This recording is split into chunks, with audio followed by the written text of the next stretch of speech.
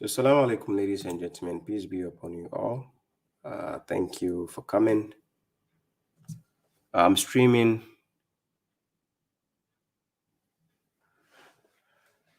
I'm streaming live from Facebook, YouTube, and TikTok.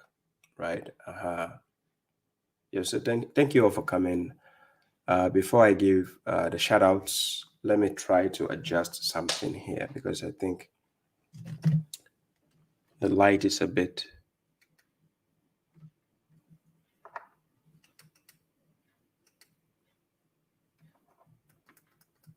Yeah, I think the white one is better. Yeah, this should be okay. So yeah, thank you all for coming once again. This is the correctional officers page where we do the question and answer section. And based on the questions I've been asked this thing today, right? I've been asked during the week. I try to tackle them as possible, and when there's enough time, I'll get to answer the questions being asked today, inshallah, right? So thank you all for being present. I appreciate that. For those who are not on my TikTok, I do put my short skit videos there, the short videos there. And if you are not on my Instagram, I do so at the same time. So Instagram, Twitter, Facebook, YouTube, all the major platforms, I'm available there. But for at the moment, I'm only doing live streams via TikTok, Facebook, and YouTube because these are the bigger platforms where people can actually sit down and watch, right? So before I start, let me give some shout outs before I start the topics for today. For those on TikTok, we have Abdul Samad is there, Jibril is there, we have Alaja Atal Mahmoud, we have Yusuf, we have Alma Johnson, Sister Alma Johnson, I see you, peace. And for those on YouTube and Facebook, I see Tariq Ayub, Baba Seidu Ragan Kasalam. I see Musa Khan, Kodo Mapata, I see you, salam. I see Irene Safia, salam. I see Rose General, my greetings, blessings to you as well. We have Moma de Pedro, we have Emily Trinity, we have Hakim Baneri, Banire, right? Is it Banire? And we have Abubakar Abdul Jalil Jenny. Then we have Ayivo Ibrahim Donko, Abu Thomas, YSG, Amira, N, Abdul Rashid, that is A Rashad. Is it A Rashad, right? Abdul Rashad, Alajat Al Mahmoud, Rukaya Olayinka, Muhammad Gaddafi, Isa Watson, Alma Johnson at the same time. And then we have, the list goes on, Sumaila, Suleiman, Vandi Suju, Rashid Kasa, Amin, Lion. Hey, Amin Lion, I see you. Salam. So the name goes on and on. We have Arslan, Mania, Ibu, so much more. Shajon, Paital, Abdul Rashid Bansi. Hey, Salis Jimmy, I see you. Salam. I see you all. Thank you. I appreciate this. I appreciate your presence. It keeps me going, motivated and keeps going. I know those who are not, I know people are there watching, even though they are not typing or something, but kudos to all of you and greetings to all of you. Blessings to you as well. And also, as well as my main man, Mohammed, I know you'll be watching, based in Canada. Blessings to you as well. So thank you all for coming. And this is my way I invite to Allah by perception. I and whoever follows me, and glory be to Allah, for I am not among the idolaters, that is the mushriks. Right? So I seek refuge with Allah against the accursed devil. So thank you all for coming. This is babashuaib, aka the correctional officer. So let's handle today's topic with all diligence and with care, right?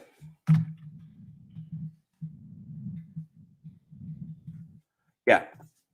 So first of all, what I'm going to tackle is many a times I'm being asked this question. Let me tackle the first question, right? The first question is people are asking, somebody asked, is it okay to call people mushriks or kafirs or munafiks? Is it okay to do that?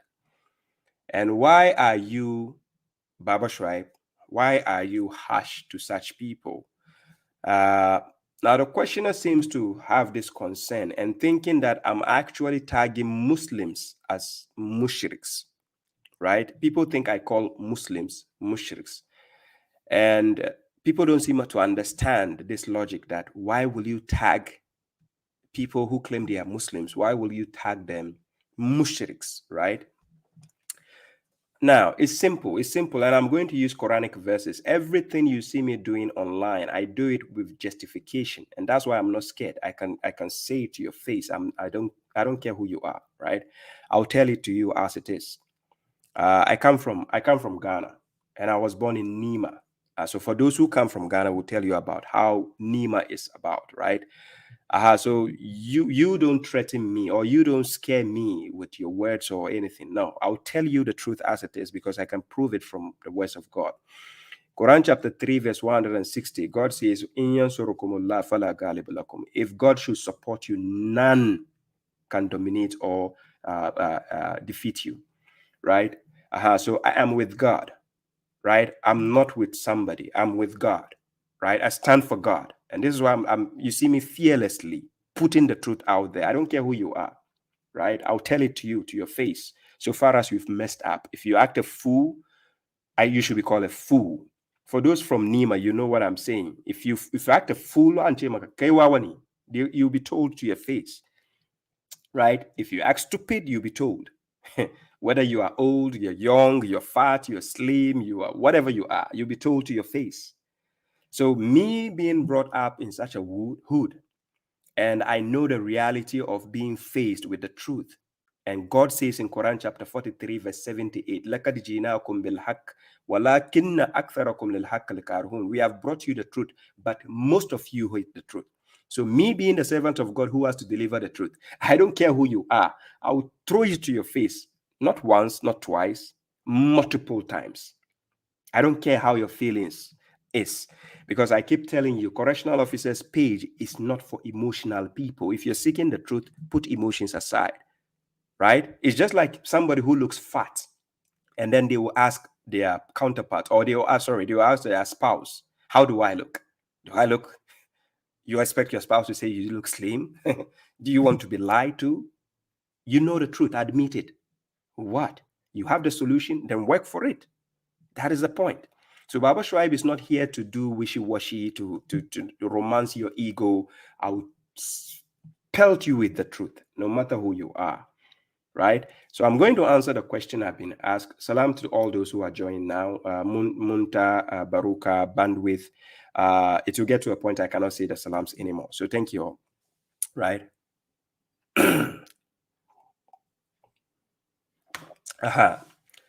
So the person says, is it okay to call people mushriks or kafirs or munafiks? And why are you, Baba Shuaib, harsh towards people, like people, you know? The point is, I'm not harsh towards people in general. Hey, Nasiru, I see you, salam. I'm not harsh towards people in general. Look, if I'm very harsh with all my audience, you, the intellectual ones, you will not be watching me. No. It's just that people are taking my words out of context. So when they watch my videos and they see me using words like foolish, stupid, mushrik or so, they think I'm actually directing it to my main audience. So this is the misconception there, right? And I keep saying, I don't insult people. I only describe who you are. I don't insult you. I describe who you are. You act stupid, I will tell you you are stupid, right? You act wise, you should be told a wise person, like you are a wise person to do that. So my answer goes as this. Let's start with the prophet. Many a times the mainstream Muslims will keep saying we are using the prophet as our role model, right? They will keep using the Nabi as the role model. This is what they will say. So number one, let's assume we agree with them in the same instance, because no, the Quran didn't say you should take the prophet as a role model. Instead, it says Rasul. لَقَدْ كَانَ لَكُمْ فِي رَسُولِ اللَّهِ أُسْوَةٌ حَسَنَةٌ. Chapter 33, verse 21. God never said, لَقَدْ كَانَ لَكُمْ فِي نَبِيِّ اللَّهِ. No, you don't see the Nabi. He doesn't exist anymore. It is his personal life. If Nabi is married to 10 wives, you are not told to go and marry 10 wives. You understand? So if you go and marry 10 wives and you say you are copying the Nabi, you are only fooling yourself. God in the Quran never said you should imitate the Nabi. Listen carefully. He says, لَقَدْ كَانَ لَكُمْ فِي رَسُولِ اللَّهِ أُسْوَةٌ حَسَنَةٌ. Right? There has certainly been a good pattern in the messenger of God. So messenger of God acts upon a message he has been given. Just like Quran chapter 5 verse 67, where God says, Ya ayyuha rasul, balligh ma unzila ilayka min rabbik, wa illam taf'alu, fama ballagta risalatahu, wallahu ya'simuka minan nas, inna Allah la yahdi al-qawma al-kafirin. So now what God is telling you, the messenger, that deliver what God has revealed to you, and he has to act upon the message. That is a messenger. So you, the one who believes in the messenger, because amana rasulu bima unzila ilayhi rabbihi wal mu'minun, kullun amana billahi wa malaikatihi wa kutubihi wa rusulihi la nufarriqu bayna ahadin min rusul. Do you understand? So now, if you are a believer in God and you believe in the messenger, it is the messenger they ask you to take the example from, not the messenger as a prophet, not his prophethood duty. So pay attention to this. You are supposed to take the example from his duty as a messenger, not as a prophet. But for the sake of argument, Salam Abdullah Bir, for the sake of argument, let's assume, or let's say, okay, we accept what the Mushriks, they are saying they are following the footsteps of the prophet. They claim the prophet married a 6 years old girl, but we don't see their scholars marrying 6 years old girl. We don't see that happening, right? If they claim they are following his sunnah, please encourage them. Tell them, hey, we don't see you marrying 6 years old girl. Or if you know any big sheikh in your community, just go to him, say, I saw your 6 years old girl. I want her as my wife. And see if this man will not chase you with a gun, the latest gun. He will use the latest gun, not the old version. Yeah, salam salim. Abu Bakr Muhammad Ijai, salam. Okay. So when we go to Quran chapter 33, verse 1, I'm going to put it on the screen. So for those on Facebook, on YouTube, you are the ones going to see the verses when I put them on the screen. For those on TikTok, I will only read it and you hear me reading, but you will not see the screen. It is only when you do watch the playback, inshallah, then you get to see, right? So Quran chapter 33, verse 1, it says, Ya you an Nabi. So this verse is talking to the prophet. Right? This verse is talking to a prophet. So, Ya ayyuhan nabiy. Then it says, Ittaqillaha, that is reference God, beware of God. Ittaqillaha wa la titil kafirina wal munafiqin. Inna Allah kana aliman hakima. So God says, oh, you prophet, that is you, the prophet, beware of God. So you have to reference God. You have to be aware of God. And do not obey the kafirin, the kafirs.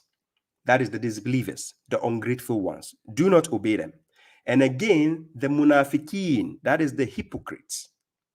Do not obey such people. Never obey them, right? Then apart from that, he says, indeed. Now, he says, indeed, God is omniscient and wise.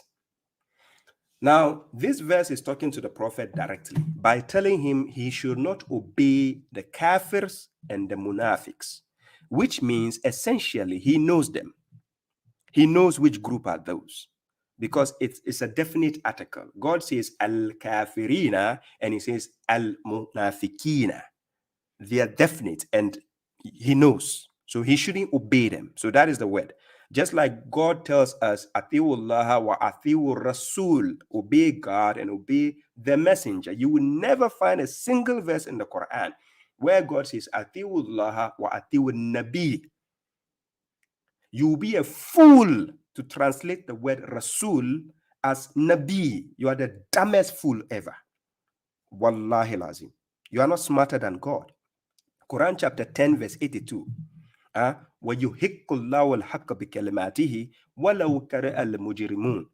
So God will enforce the truth with his words, not your words. You are a fool to change the words of God. God says Rasul, your dumbest scholars are saying Nabi. Are you smarter than God? And this is why when I throw such words at you, you are offended because you can see your stupidity clearly. And babashuaib will never leave you alone. The correctional officer will strike you till you come back to your senses. So clearly, chapter 33, verse 1 is now mentioned Nabi. Out of the infinite wisdom of God, he never says, Ya you are Rasul in this verse. He says, Ya you are Nabi, because Nabi has his personal life as well, apart from his duty as a messenger. So he being the prophet, right? He being the prophet, yeah, I see Muhammad, thank you. He being the prophet, now God is addressing him. And he's telling him, oh, you prophet, beware of God. In some instances, Quran chapter 5, verse 67, God will say, Ya you are Rasul. Are you smarter than God? You the Mushriks. Are you smarter than God? So why will God say Rasul, you are saying Nabi? Are you not a fool? Because if I say black and you are giving me white, what is the definition of that? You are a fool. What is a fool? Someone who lacks good judgment. You have good judgment. How will I say, give me black and you're giving me white? And you are told a fool, you are offended? Afala takilu? No worry. So that is Quran chapter 33, verse 1, right? We are going to use the prophet as an example according to the Mushriks, because the Mushrik says they are following the footsteps of the what? Nabi. Good. So now we go to the next verse is chapter 66, verse 9. That is Surah At-Tarim, right? 66, verse 9. In chapter 66, verse 9, sorry, let me put, it's 350, sorry. In chapter 66, verse 9, this is what the verse says. The verse is, Ya ayyuhan nabiyyu, again, Ya ayyuhan nabiyyu. Then it says, Jahidul kuffara. Jahidul kuffara. Then it says, Wal munafikina wagluzu alayhim wa ma wahum jahannam wa bisal masir. Now, this verse is, oh, you the prophet, or oh, you prophet. He's still talking to the prophet, not his duty as a messenger. He has two duties. Quran chapter 33, verse 40. Ma kana Muhammadun aba ahadin min rijalikum walakin Rasulallahi wa khataman nabiyyin. So Prophet Muhammad alayhi salam had two duties. He was a messenger of God and a prophet of God. You are a fool if God says Atiullah wa Atiur Rasul, then you swap the word Rasul and you put Nabi. You are the biggest fool ever. If you like, go and bend the sea. I will tell you. Allah could have a correctional officer. Oh, you prophet. Now, in this context, we can use the word struggle, strive, or jihad, or fight based on the context. If you are taking the context of the word, yes, the prophet did fight with Kafirun and the Munafikun. We saw that there are verses to that. And he did struggle with them. Yes, we saw that. Baipolo, thank you. So now fight the disbelievers. And then he says, and the hypocrites. And then he says, be rough against them. Don't be gentle. Be rough against them. And then he says, for their refuge is hell, and wretched is the destiny. Okay, good. Now, this is the prophet, Muhammad alayhi salam, being told this instruction, right? Okay, so I'm telling you the mushriks, you watching out there, the mushriks out there, not my audience, the mushriks out there watching me. I know you hate me, but you keep watching me. The funniest part is the mushriks are my biggest fans. They support me more than my own fans who support my lectures, right? Okay, so God is telling the prophet to fight against the disbelievers and the hypocrites. And then he tells the prophet to be stern against them, not to be gentle, not to be like, how are you? No, to be stern against them. For their refuge is hell, and wretched is the destiny. So I'm quoting these verses to bring a proof, right? I'm building an argument. Okay, why I call people mushriks. I'll give you the evidence. The next evidence, we go to Quran chapter 41, verse 6, Suratul Fussilat. Alva Justice is saying not fair. Okay, chapter 41, verse 6. This is what God says in this verse. He says, Kul. Now, God is talking to the messenger in this verse because a messenger is someone who carries a message to be delivered. So if I tell my son that, hey, tell your mom, in that instance, he becomes a messenger because it means I'm giving him a message in order to deliver to his mom. So if God now is telling the messenger in this verse, he says, Kul, that is an instruction. And this instruction, he has to deliver it to a particular group of people. So he says, Kul, innama ana basharun mithlukum yuha ilayya annama ilahukum ilahun wahid. Then he says, fastakimu ilayhi wastagfiru. Then he says, wailun lil mushrikeen. Wailun lil mushrikeen. Who are those? This is what the verse says.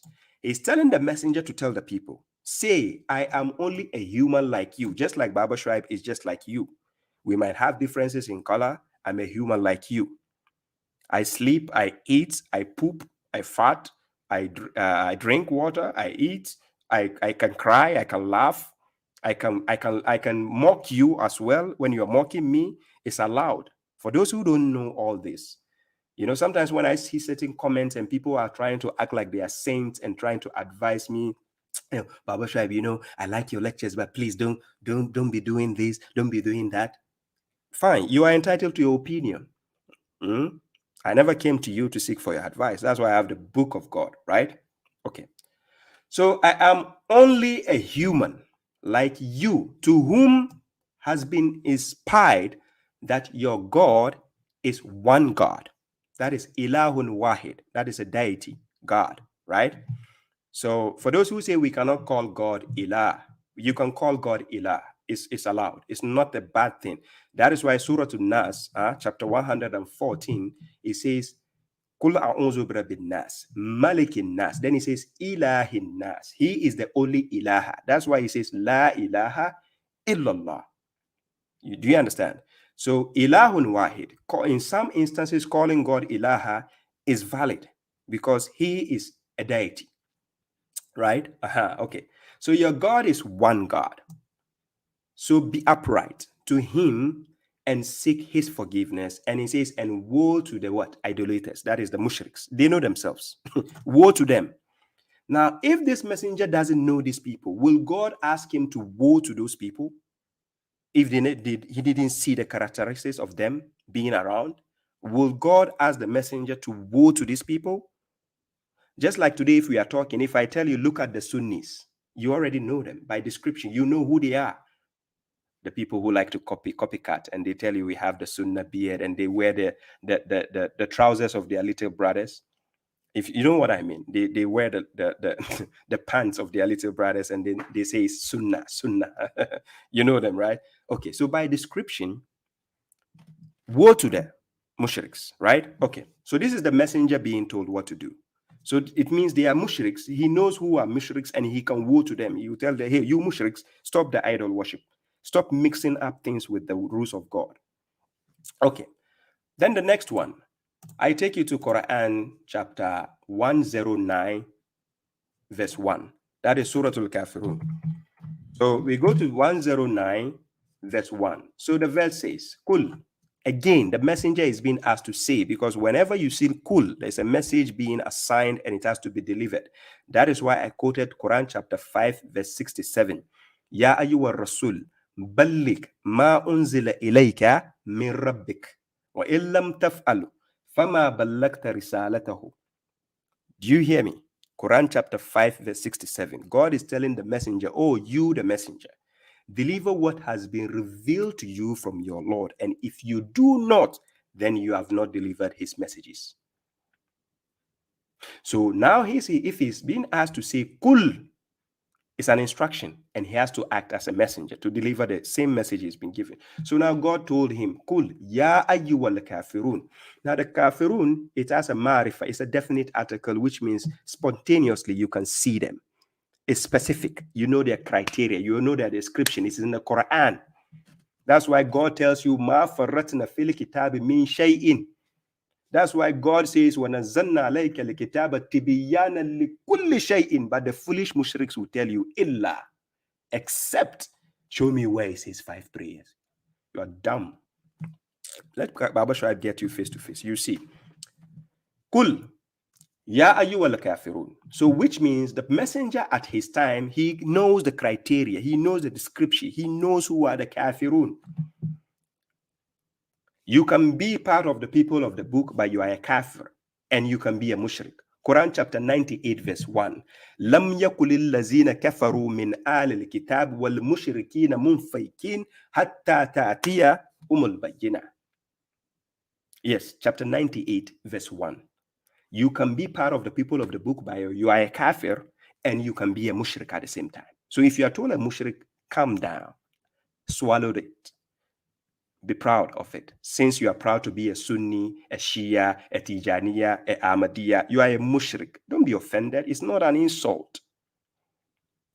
babashuaib will romance your ego a bit, right? Okay. So now God is telling the messenger to tell the kafirun, Ya ayyuhal kafiru. Oh, you the kafirs. Ah, they know themselves. Do you get the point? Okay. Now, so this is the messenger and the prophet, what he has been asked, right? How he has been asked to be stand against the kafirs and the munafiks, and how he has been asked not to obey the kafirs and the munafiks. He knows them. And again, as a messenger, he's been asked to warn the kafirun. Ya ayyuhal kafirun. La abudu ma ta'budu. That is a warning. And again, he's been told, wailul lil mushrikeen. So he's been told to warn the what? The mushrikeen. So he knows them by definition, by description, by characteristics. He can see them. He knows them. Okay. So now, what is the role of babashuaib now? Why is it that some people think I'm being offensive when I tag some people mushriks? And I'm going to use the Quran to give you the evidence. You go to Quran chapter 12, verse 106. Surah to Yusuf. And see what God says. I'm not the one saying it. See what God says. So somebody will say, why are you tagging your colleagues, Sunnis, Shias, Tijaniyas? You are calling them, are they not Muslims? Why are you calling them mushriks? I can call them mushriks. Why can't you understand that? Okay, I'm going to show you. Quran chapter 12, verse 106. I shared a screen for those on Facebook and YouTube, right? Okay. So this is the verse. Chapter 12, verse 106. It says, وَمَا يُؤْمِنُ أَكْثَرُهُمْ بِاللَّهِ إِلَّا وَهُمْ مُشْرِكُونَ. Look, you are not smarter than God. It's evident. Whatever you are doing, people can see you, right? You're doing it. We can see it. You are saying it. We can hear it. You are acting. We can see you. So based on the description God gives is what we are assigning you, aligning you with. And that fits your criteria. And that is why you are called mushriks. Okay, I'm going to explain. Peace, 7 layers. وَمَا يُؤْمِنُ أَكْثَرُهُمْ بِاللَّهِ إِلَّا وَهُمْ مُشْرِكُونَ. What does the verse mean? And most of them, check the context, is talking about people. Most of the people. Anytime the akthara or aktharu or kathiran is used in the Quran, there's danger following it. Anytime. Right? Salam, my sister Rashida. So you see, and most of them do not believe in God except while they are idolaters. They are mushrikun. They associate partners with God. Most of them. Who are the people? Most. So forget about you thinking babashuaib is calling Sunnis, Shias, Tijaniya, they are mushriks. Because according to them, Islam cannot be practiced without the indoctrination they've been given, or the doctrines, their mazhabs they have been given. According to them, they are the ones telling you, you can never follow the Quran alone without their garbage books. Is that a mushrik? Is it what God told you? Is it what prophet said? Where? In your garbage book as an evidence? No. Your garbage book is not the book of evidence in Islam. No. Your scholars assigned that. Did the prophet meet your scholars? Does he know them? Tell me, does he know them? The books you are proud of, Imam Bukhari, Imam Muslim, and Tirmidhi, and so on, did the prophet meet them? I'm waiting for you. Babashuaib is waiting. You present it. Babashuaib will deal with you on earth before you go to meet God. That's why I'm the correctional officer. I deal with you here before you go to God. And most of them do not believe in God, except while they are what? Idolaters. So Sunnis, Shias, they claim they believe in God. Oh, we know they believe in God. Come on. Remember, Quran chapter 2, verse 8. وَمِنَ النَّاسِ مَنْ يَقُولُ آمَنَّا بِاللَّهِ وَبِالْيَوْمِ الْآخِرِ وَمَا هُمْ بِمُؤْمِنِينَ. It is not just verbally saying it. These people are verbally saying it. Action-wise, what do you see happening? Don't you see the action? Don't you see what they imitate? Okay. What they are imitating is what they find in their own books, not the Quran. No, they don't practice the Quran. I'm serious. Okay.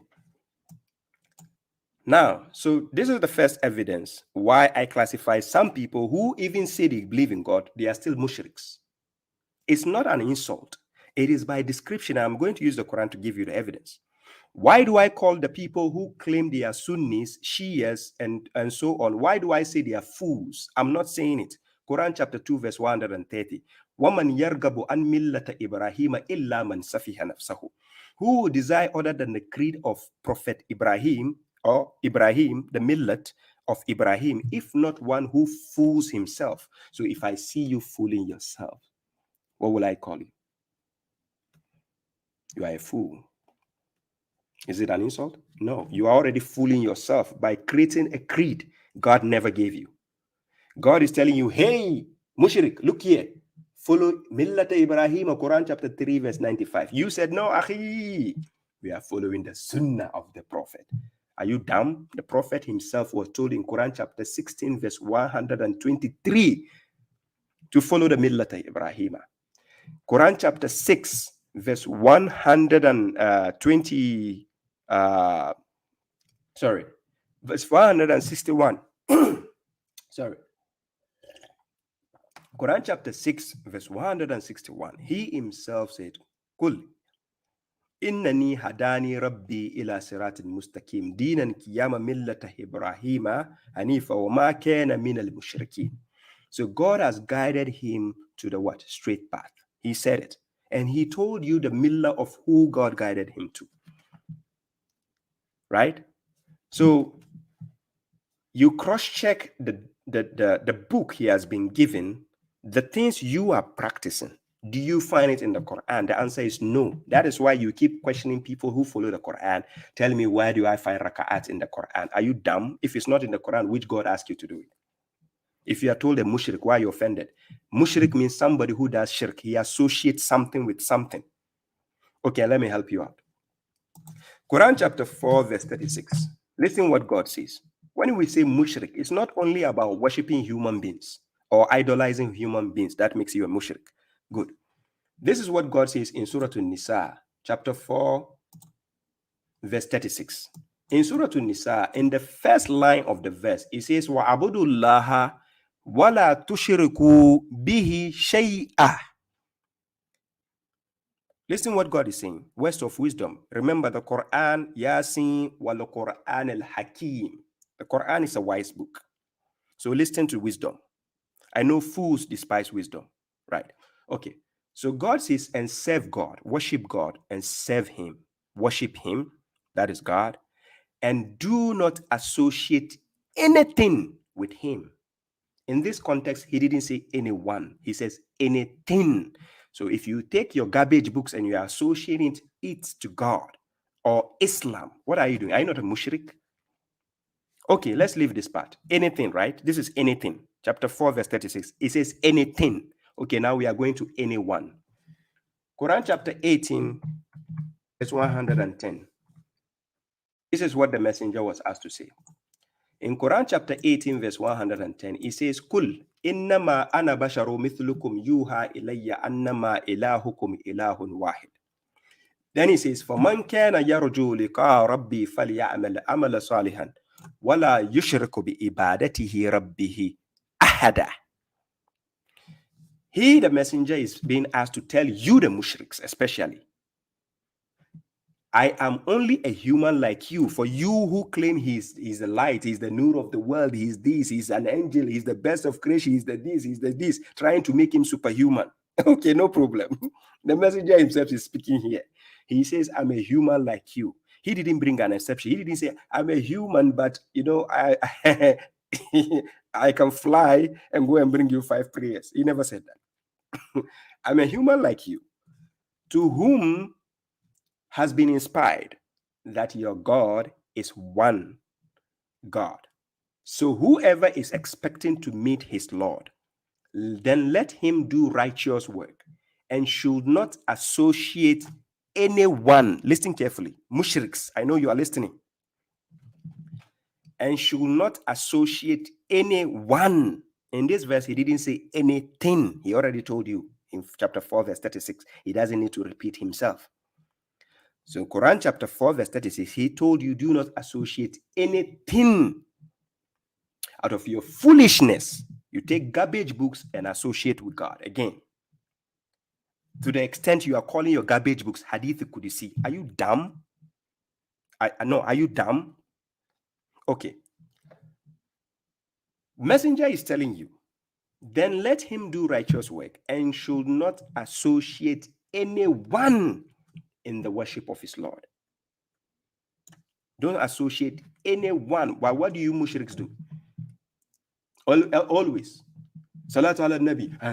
Allahumma salli ala Muhammad wa ala ali Muhammad. Anytime you have to give glory to Muhammad in the deen of God, are you okay?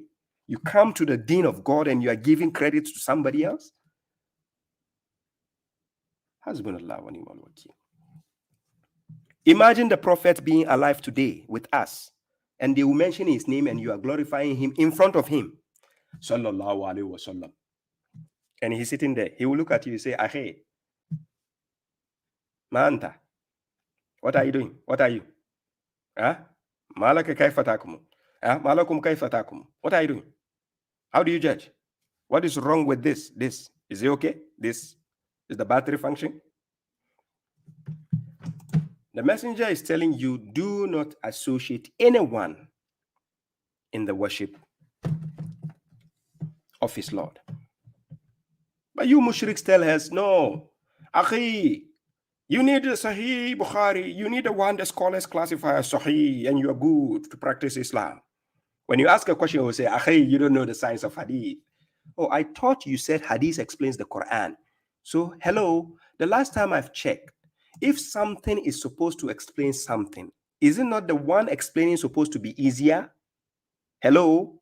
If you claim Hadith books are the one explaining the Quran, how come Hadith is more difficult than the Quran? Afala takilu, what is wrong with your logic? The book you claim it explains the Quran, when we take it, you say, Akhi, you don't know that it's not. You don't know if it is mutawatir. You don't know. You have to know the musnad. Akhi, this one is da'if. The one you are telling me is da'if. The one our scholars choose for us, that one is sahih. Sahih. If you bring me sahih, and when we present you sahih, what do you say? You say, hey, you don't know that it's not. You don't know the science of hadith. Come to our scholars, we show you the science of hadith. Garbage is also having science. Okay. So babashuaib is calling you mushriks because the evidence is clear, and I'm going to give you. Now, those who are differentiated their deen, those who have differentiated their deen, this is what they do. Quran chapter 30, verse 31 to verse 32. The ones who differentiate their deen, this is what they do. And I'm going to put the verse on the screen and you see what is happening.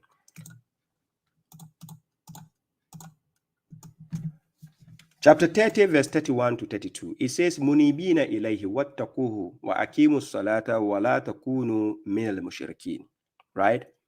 Then he says, Min al-lazina farraku dinahum wa kanu shia'a. Then he says, Kullu hizbun bima ladayhim far'un. So here it says, be repentant to him. And he says, reference him, that is to beware of God, right?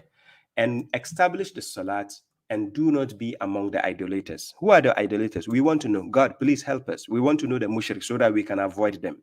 Okay, so this is what God says. Min al-lazina farraku dinahum. So, and among those who have differentiated their religion, their deen, they've differentiated it. So they call it Sunni Islam, Shia Islam, Ahmadiyya Islam, Qadiriya Islam. You understand? They keep tagging themselves with names. And then they will say, we the Ahl Sunnah, we are proud. So we do it this way. And we the Wahhabiyya, we the Salafiyya, we the Qadiriya. And these are the groups. They keep going. Whilst the Prophet, the Messenger, alayhi salam, Quran chapter 27, verse 91, he says, Wa umirtu an akuna min al-muslimin. I have been commanded to be of the what? Submitters, the Muslims.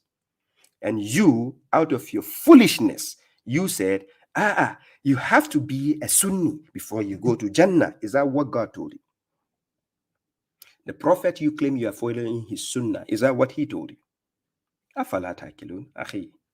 What is wrong with your logic? Okay. So God says, among those who have differentiated their religion and what? Became sects, because they've created sectors. And that's why Shia and Sunnah keep fighting. Ahmadiyya fighting. This fighting. This throwing. This casting. This calling people kafirs and so on. Without basis. They don't have basis. Because God says in Quran chapter 5 verse 44, وَمَنْ لَمْ يَحْكُمُ بِمَا أَنزَلَ اللَّهُ فَأُولَٰئِكَ هُمُ الْكَافِرُونَ. Whoever does not judge by what God has revealed is a kafir. And they know themselves. They don't judge with the words of God. They judge with their, you know their books already. I don't need to mention the gene. Okay. So each party rejoicing in what it has. And they rejoice. That's why you see a Sunni and he will tell you, I'm proud to be a Sunni. A proud mushrik. You are a mushrik, you are proud for what again? I don't get it. You are going to burn in hell or regardless. Let me get my drink. Your work. Correctional officer is going to deal with this mushrik. God is telling us in the Quran, you the mushrik, you burn in hell already. So what are you proud of? Why are you saying you are proud? You're proud to be a mushrik? You're telling me, babashuaib, you are telling me you are proud to be a Sunni? Okay. So now I'm going to give you some few verses to show you why the mushriks will hate you when you are mentioning God or using the Quran alone. So I'm going to give you some of the few verses. Then you understand why this is happening, right? Okay. So first of all, I take you to Quran chapter 39, verse 45. In Quran chapter 39, verse 45, I'm using these verses to give you the criteria of understanding how to know the mushriks around you, so that when you see the description, you will know them. This is the one God describes in the Quran. They are this, right? Okay. Quran chapter 39, verse 45. God says, وَإِذَا ذُكِرَ اللَّهُ وَحْدَهُ. When we say God alone, because they want you to always mention God and mention Prophet Muhammad. This is as if they are classmates. It's only foolish people who think Prophet Muhammad and God have to be mentioned equally every time. Only foolish people do that.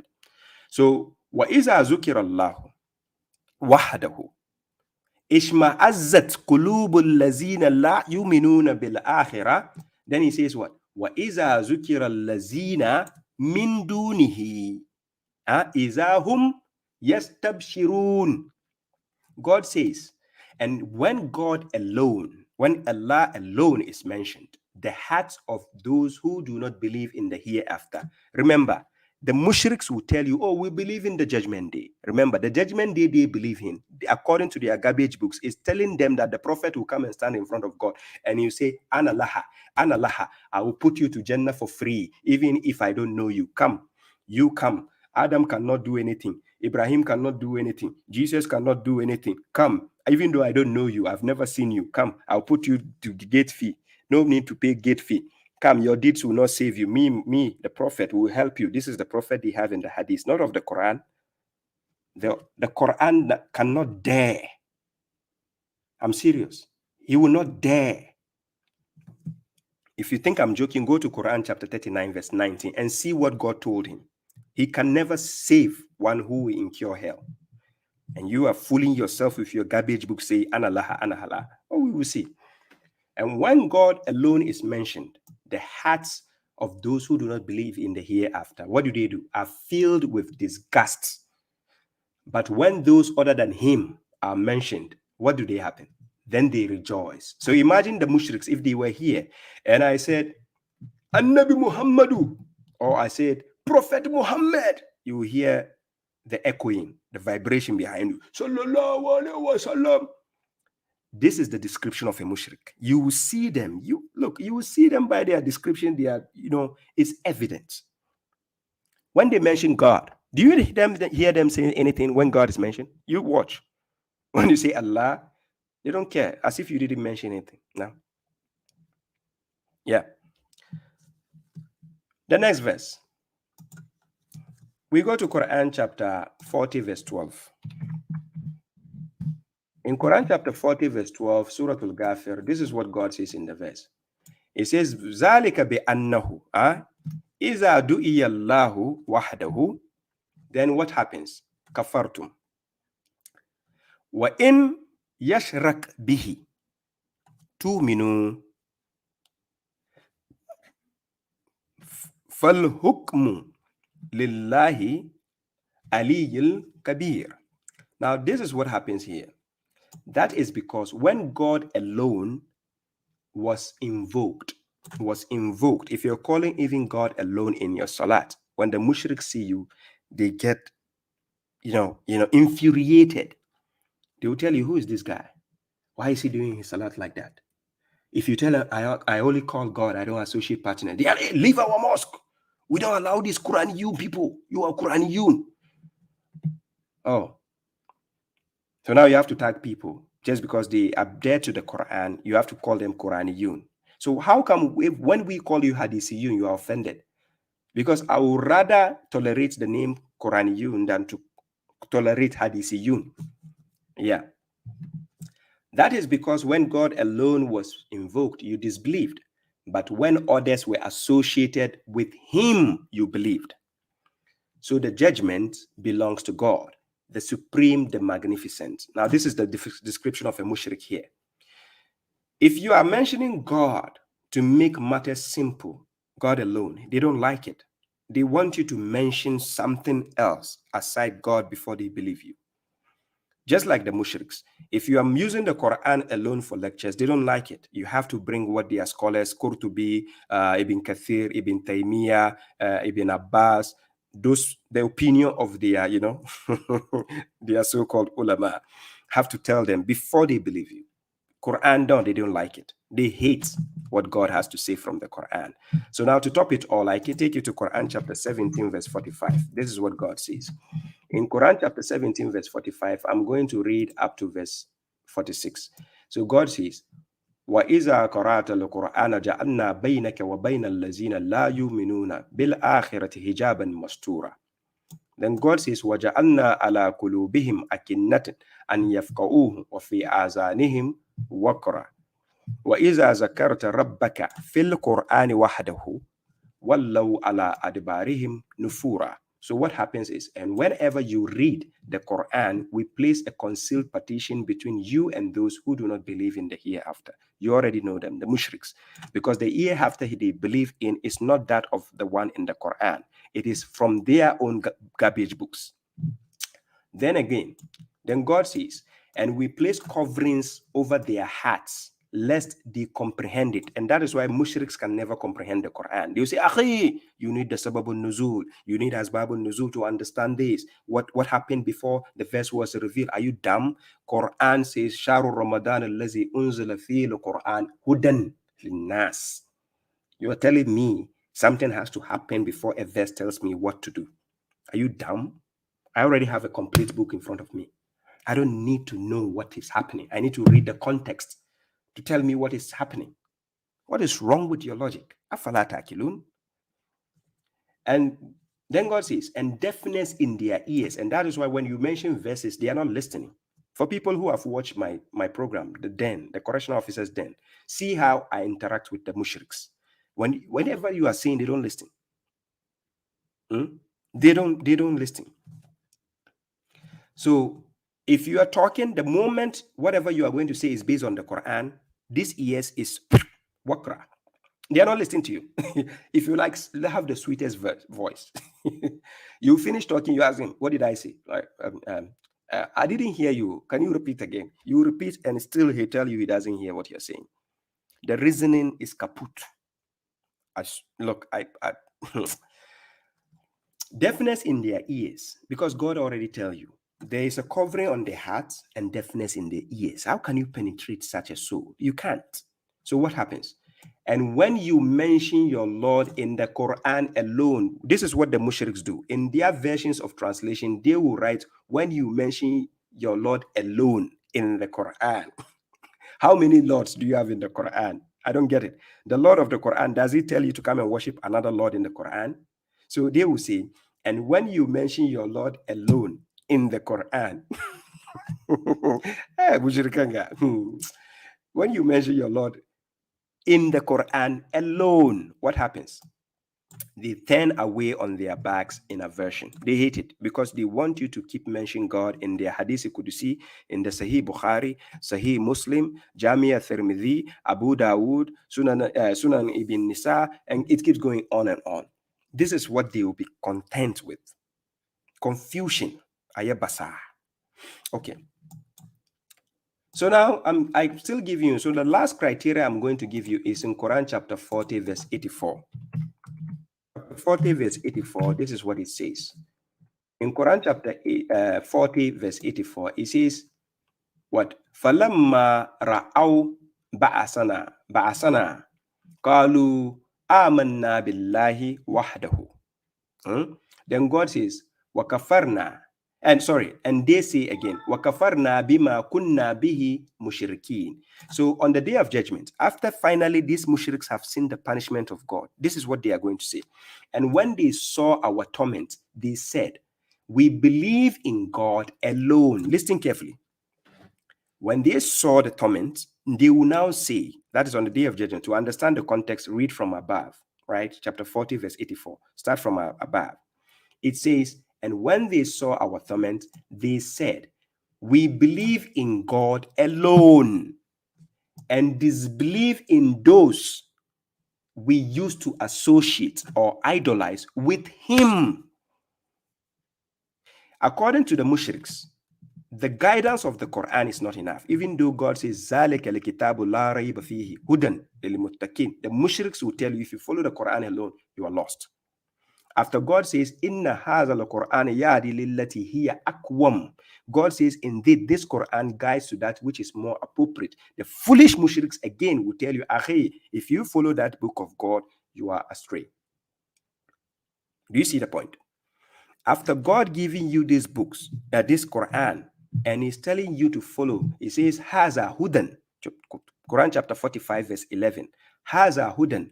وَالَّذِينَ كَفَرُوا بِآيَاتِ رَبِّهِمْ لَهُمْ عَذَابٌ مِنْ رِجْسٍ أَلِيمٍ.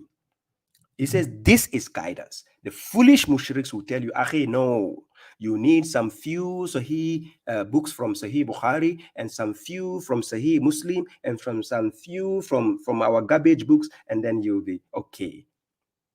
Put them down. Most of their scholars don't even know their hadith books. I'm serious. I'm not joking with you. They are not qualified to even talk about their hadith books. Most of their scholars, they have no idea, no clue. A lot of the sectarians you see around you, they don't even know their own hadith books. Wallahi, I'm not joking with you. If you quote an hadith to them, they'll be like, oh, I never heard of this. This is the first thing they will say. I never heard of it. Are you sure it's in our book? If you show them, hey, this is Sahih, check. It's Sahih. Go to sunnah.com, check. And he check, he see, he say, me, I cannot decide. Let me go and ask the scholars first. That's what they do.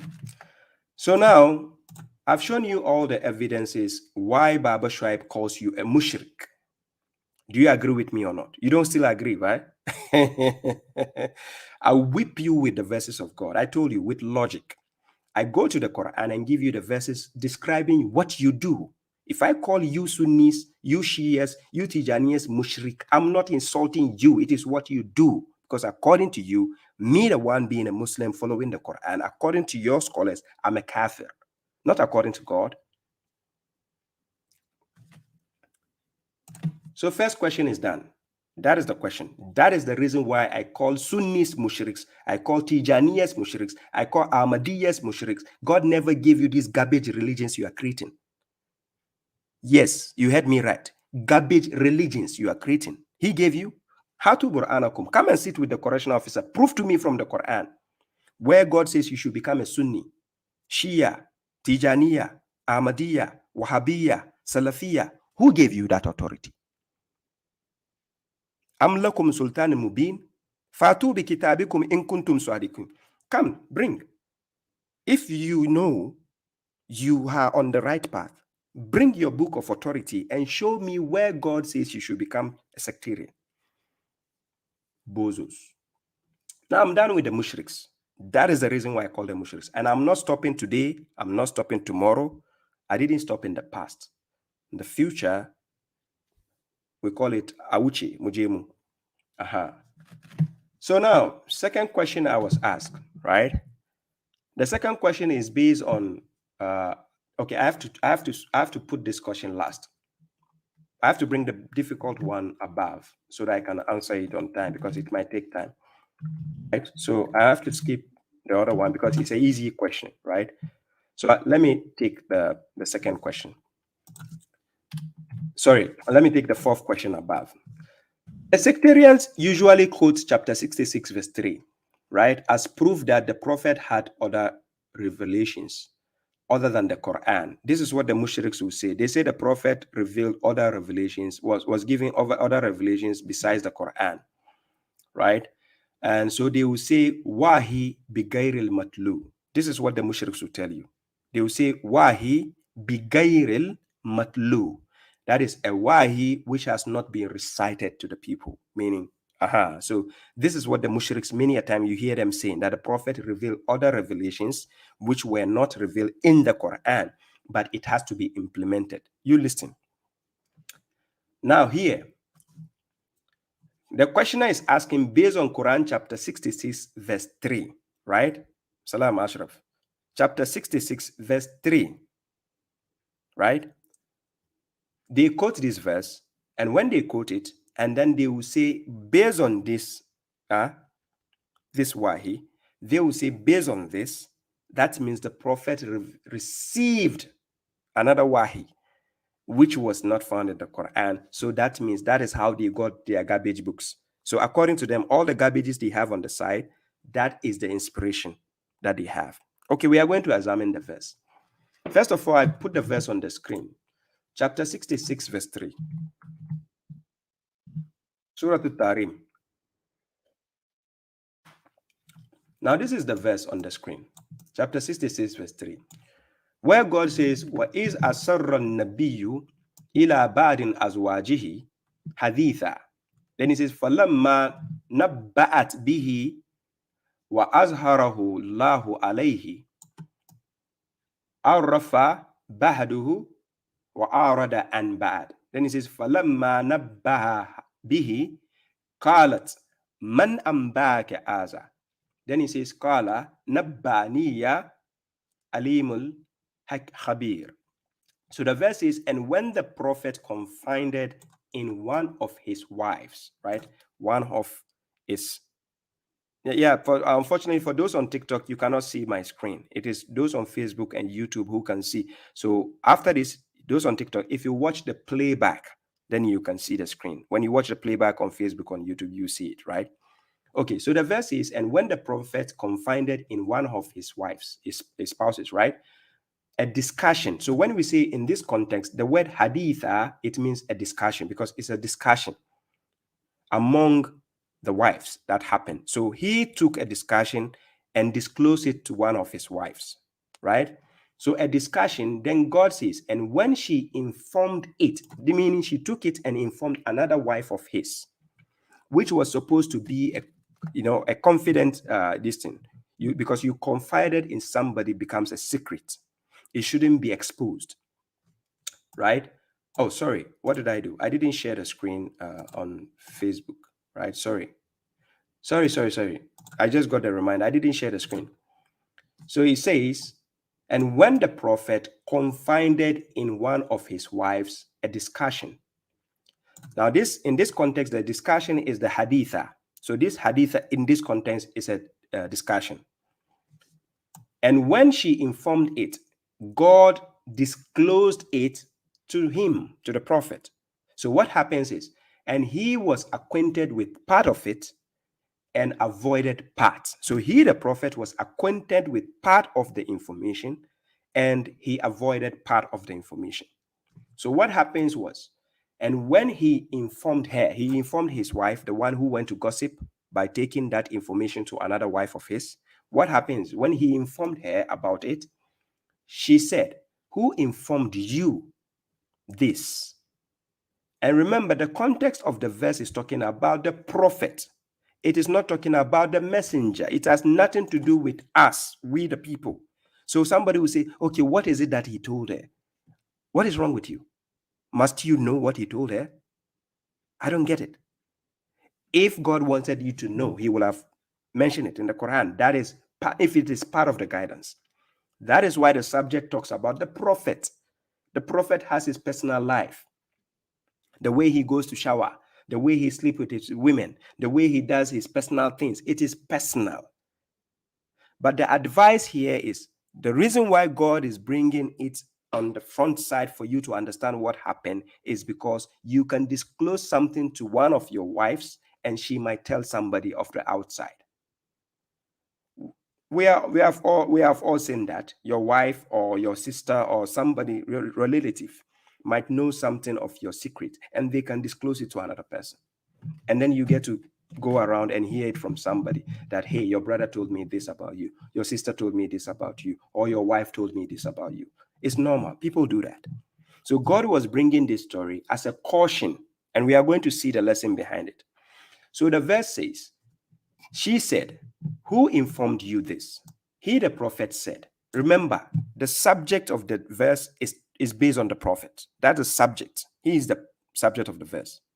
But the context is denoting something concerning how people cannot be trusted with secret informations, regardless of who they are. They can be your wife or your husband or your brother or your sister. We saw the story of Yusuf alayhi salam. It happens to him with his brothers, right?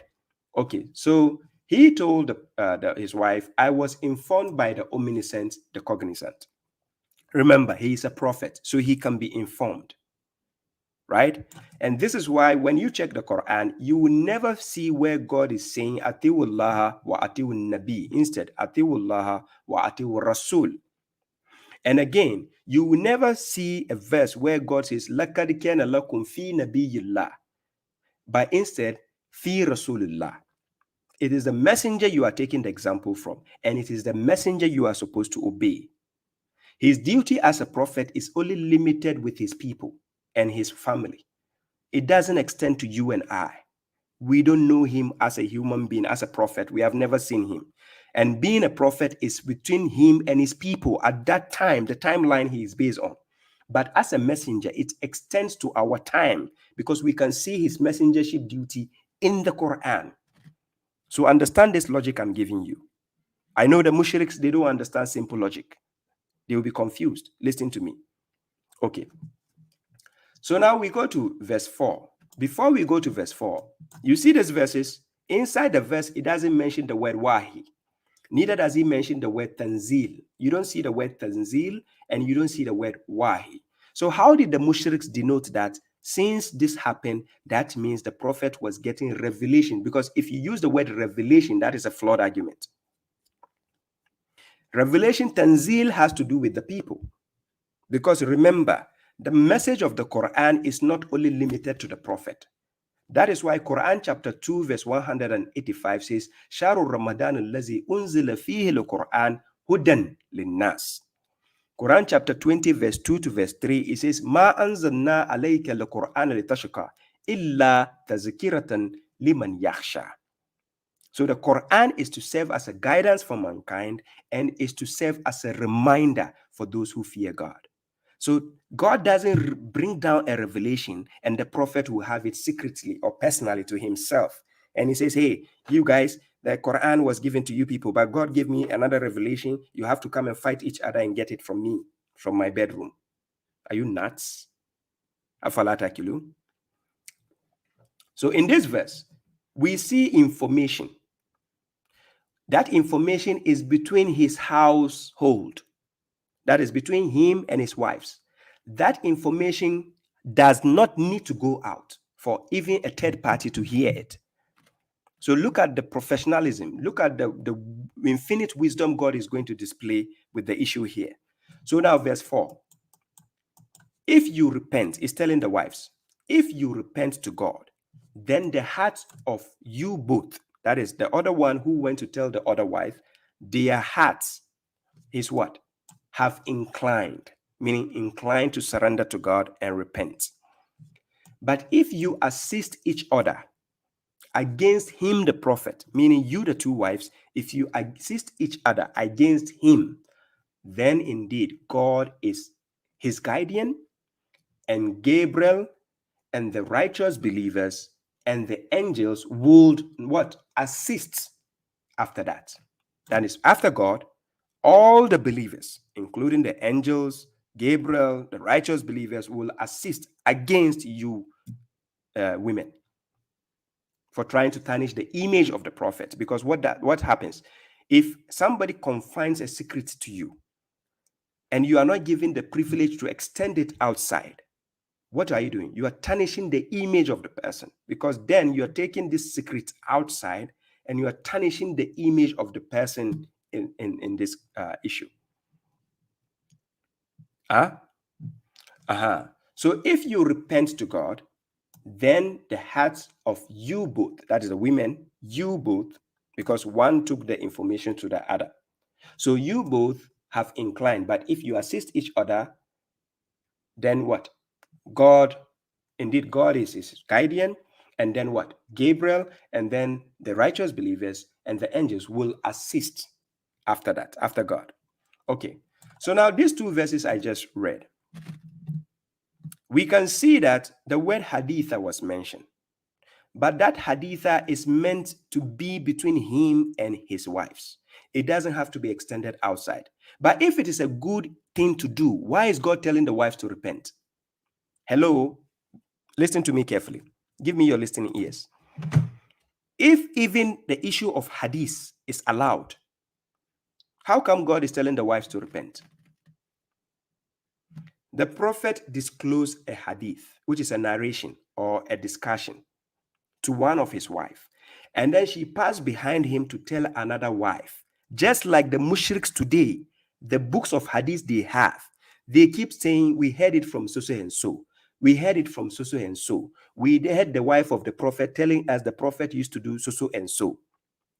Even his bedroom issues, these hadith mushriks, they even have it. How can you have it? If his wives, he has confided in one of them, and God is telling both of them, the one who went to tell the other, to repent. And you, the foolish mushriks of today, are telling me, you, the hadith you have, and you are calling the isnad, the mutawatir or whatever, saying, oh, this one heard from this. And then out of the stupidity, they will say, Nana Aisha told them that the prophet used to sit like this, used to jump like this, used to stand like this. Hey! And God is telling you in this verse, is telling the wives to repent from just telling each other. They didn't even take the information outside. Check the verse.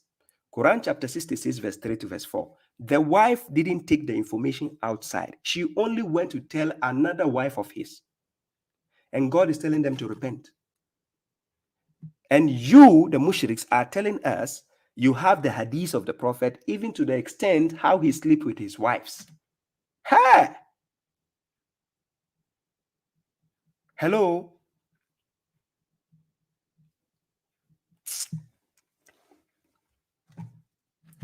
And then based on this verse, you are going to tell us that there is a wahi. Do you see the word wahi in this verse?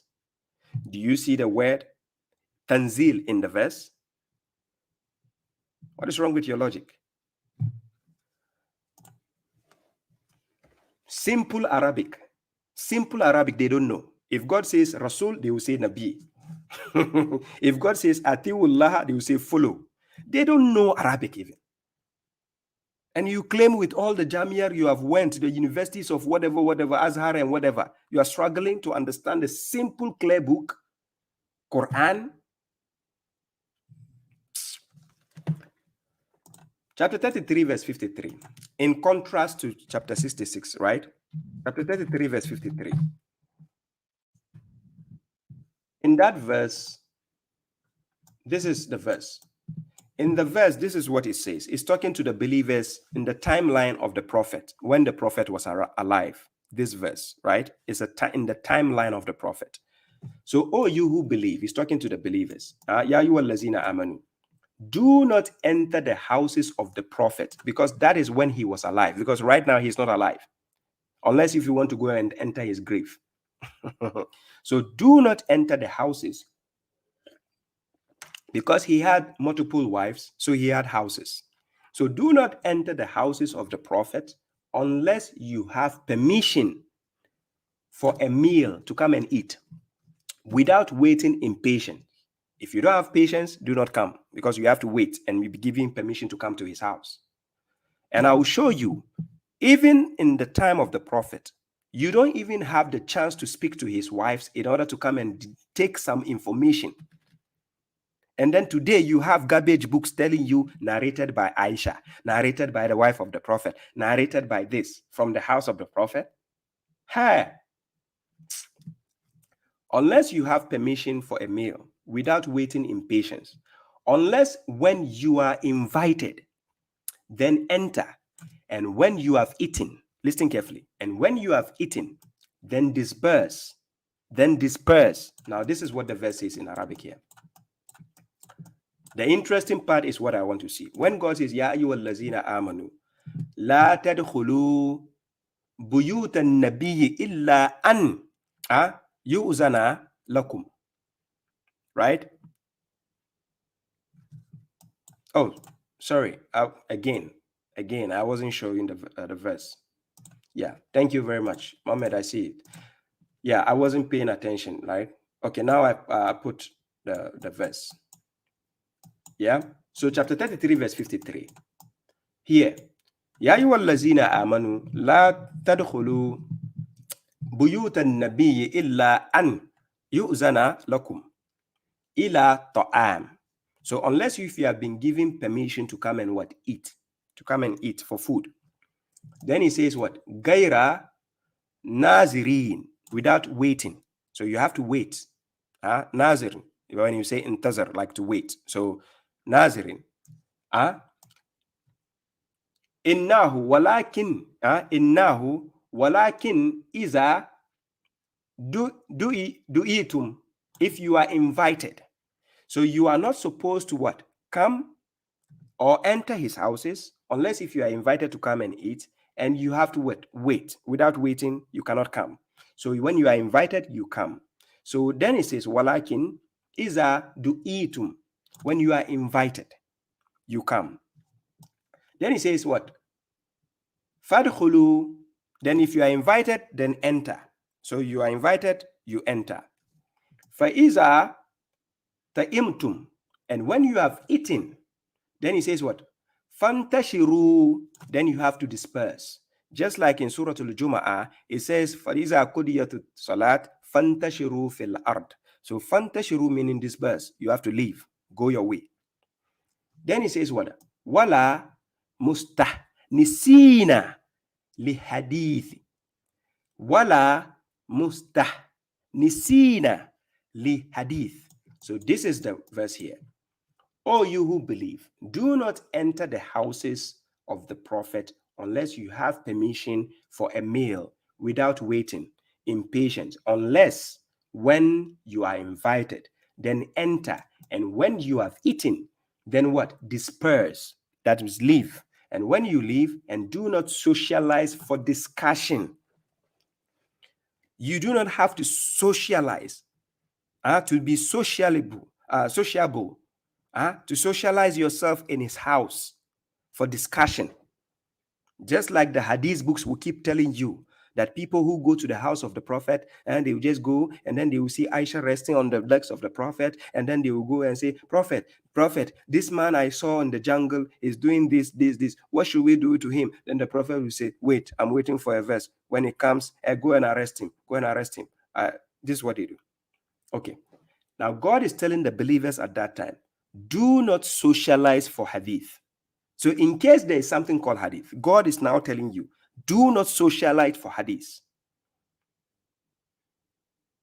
The same type of discussion, he confided in one of his wives, and she went to tell another wife, and she was warned, and they were told to repent.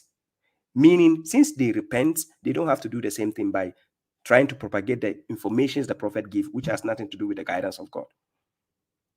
And again, when the believers go to his house, they do not also have to sit in the house and try to have discussions with him. No, forbidden by God. So then God says, indeed, that is offending the prophet. You are foolishly having garbage books and telling us the prophet gave you the authority. Come and show us where it says on the authority of the prophet. Open one of your garbage books and tell me where prophet says on the authority of the prophet, I gave you this particular hadith that write this. You don't have it. So now God is now telling you, the mushriks, that has been offending the prophet, even though believers are the ones going to his house. But when they try to have discussions with him, it offends him. He just wants you to come and sit and eat and go your house. Don't come and waste time with Sahih Bukhari and your garbage books. That is offending the prophet. And he is ashamed of you. But God is not ashamed. You know, God will tell you the truth, right? So God is not ashamed of you, the truth. And when you ask them for something, so this verse here, it says, Sa'altumuhunna, it's talking about the wives. If you come to the prophet's house and you want to ask his wives for something, this is what God, the criteria God gave. You want to ask them for something, then ask them behind a partition, behind a hijab. Right? Does that mean the men have to also wear hijab?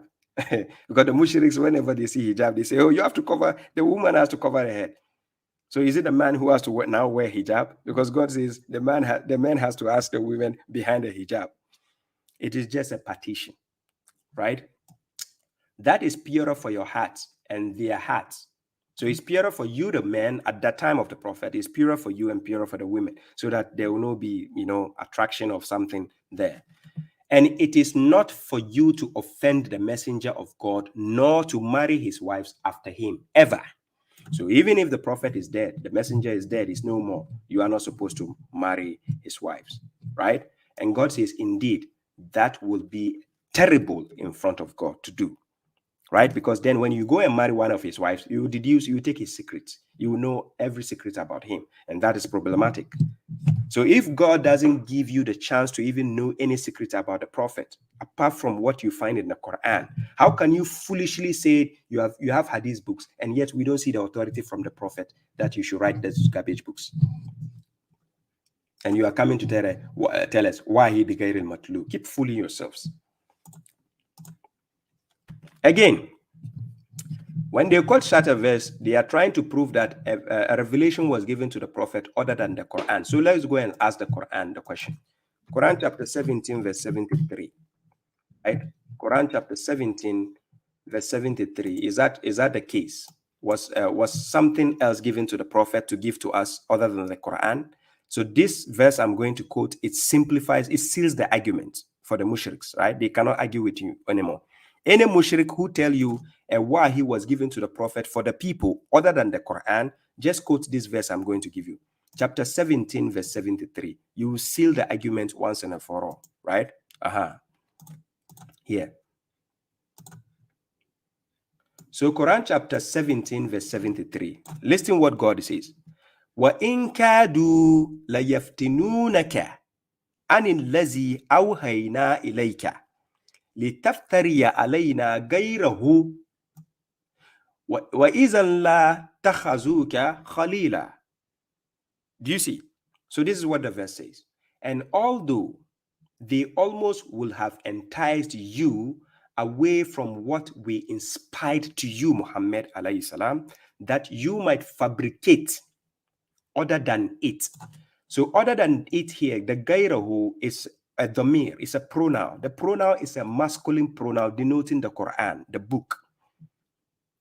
The gairahu mentioned in Quran chapter 17, verse 73. The gairahu is a singular pronoun. It's not two. If it is two things, God will have said gairahuma, meaning two things or two revelations. So God says, although they almost will have enticed you, the prophet, away from what we inspired to you. Because Quran chapter 6, verse 19, the prophet, the messenger, he says, وَأُوهِيَ إِلَيَّ هَذَا الْقُرْآنِ لِأُنذِرَكُمْ بِهِ وَمَنْ بَلَغَ. And that this Quran has been inspired to me in order to warn you by it and whomever it may reach. Quran chapter 6, verse 19. So Quran chapter 17, verse 73. God is now saying, and although they almost will have enticed you away from what we inspired to you, Muhammad, that you might fabricate. They want you to fabricate something else, right? Other than it. God didn't say other than the two. He didn't say gairahuma. He says gairahu, which is a masculine pronoun denoting the Quran, the book. So other than it, about us, because the Quran is there to tell you about God. That's why he says, Amana billahi wa malaikatihi wa kutubihi wa rusulihi. That's why he is at the end. Do you understand? The Quran is there to give you guidance to God, not guidance to anybody. You'll be a fool to think the Quran is here to guide you to the sunnah of somebody. Sunnah of God, sunnatullah. That's why the Quran is here. Why are you fooling yourselves? So God says, and in that case, they will have taken you as a friend. So this is what they wanted Prophet Muhammad to do. And that is why the mushriks are still insisting there is a wahi bigairil matlu.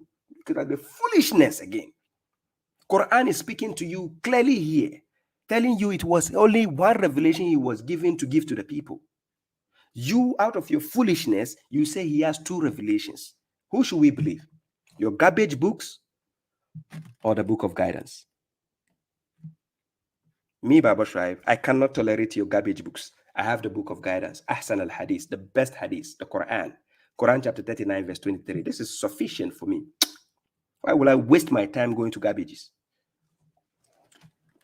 So, ladies and gentlemen, any mushrik who tells you there is wahi bigair al-matlu, just quote chapter 17, verse 73. How come God is saying there is only one? They will say, hey, but chapter 66, verse 3, it shows that there's inspiration. The word wahi, was it mentioned in 66, verse 3? Okay, the word tanzil, revelation, was it mentioned in chapter 66, verse 3? So why will you fool yourself? And I just proved to you from the Quran that God doesn't even give the chance for anybody to transmit hadith. He didn't give his wives the chance to transmit hadith. And you foolishly think he will give you, the mushriks, the chance to transmit hadith? He didn't even give the believers who saw the prophet with their eyes the chance to discuss, to have a discussion with him or to his wives. And you think these honorable wives will come and tell you stupid people, I used to sleep with the prophet. He will sleep with me even if I'm on my menses. If not the enemies of God and his prophet, will you allow these garbage books to be circulating in the world? Hasbunallah wa ni'mal wakil. So Quran chapter 10, verse 15. This is what the prophet, the messenger, his people did to him, right? He says, وَإِذَا تُتُلَى عَلَيْهِمْ آيَاتُنَا بَيِّنَاتٍ قال الذين لا يرجون لقاءنا آتي بقرآن غير هذا أو بدله قل ما يكون لي أن أبدله من تلقاء النفس إن أتبع إلا ما يوحى إلي ربي. Then he says إلي ربي. Then he says إني أخاف إن أصيت ربي عذاب يوم عظيم. So he says, and when our verses are recited to them as proofs, the mushriks, they are listening, right? Now listen what happens, what they do. Then those who do not hope to meet us they say what? Bring a Quran, bring a reading, a Quran other than Haza, this. Now, when we say this, we are talking about THIS, meaning Prophet Muhammad was giving only one Quran. There are no different versions, only one version and one Quran.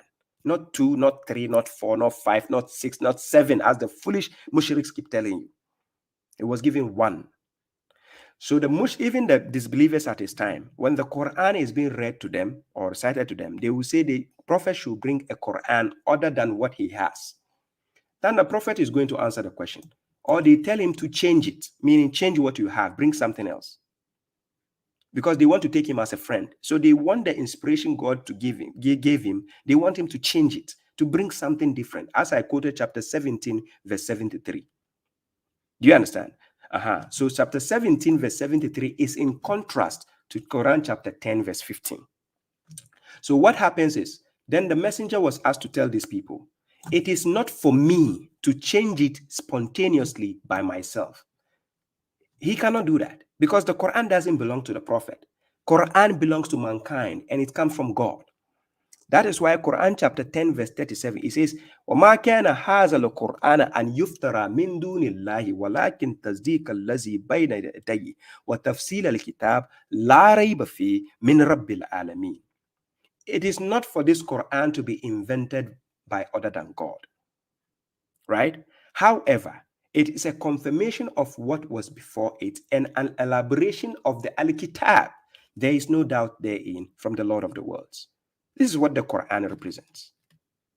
Right? Okay, so this same Quran, they are expecting the prophets to invent something, to change something, to fabricate something. That is why God says, Gairahu, because he gave him one Quran, one version, and no other revelation to be given to the people. Any other revelation you think the prophet has is personal.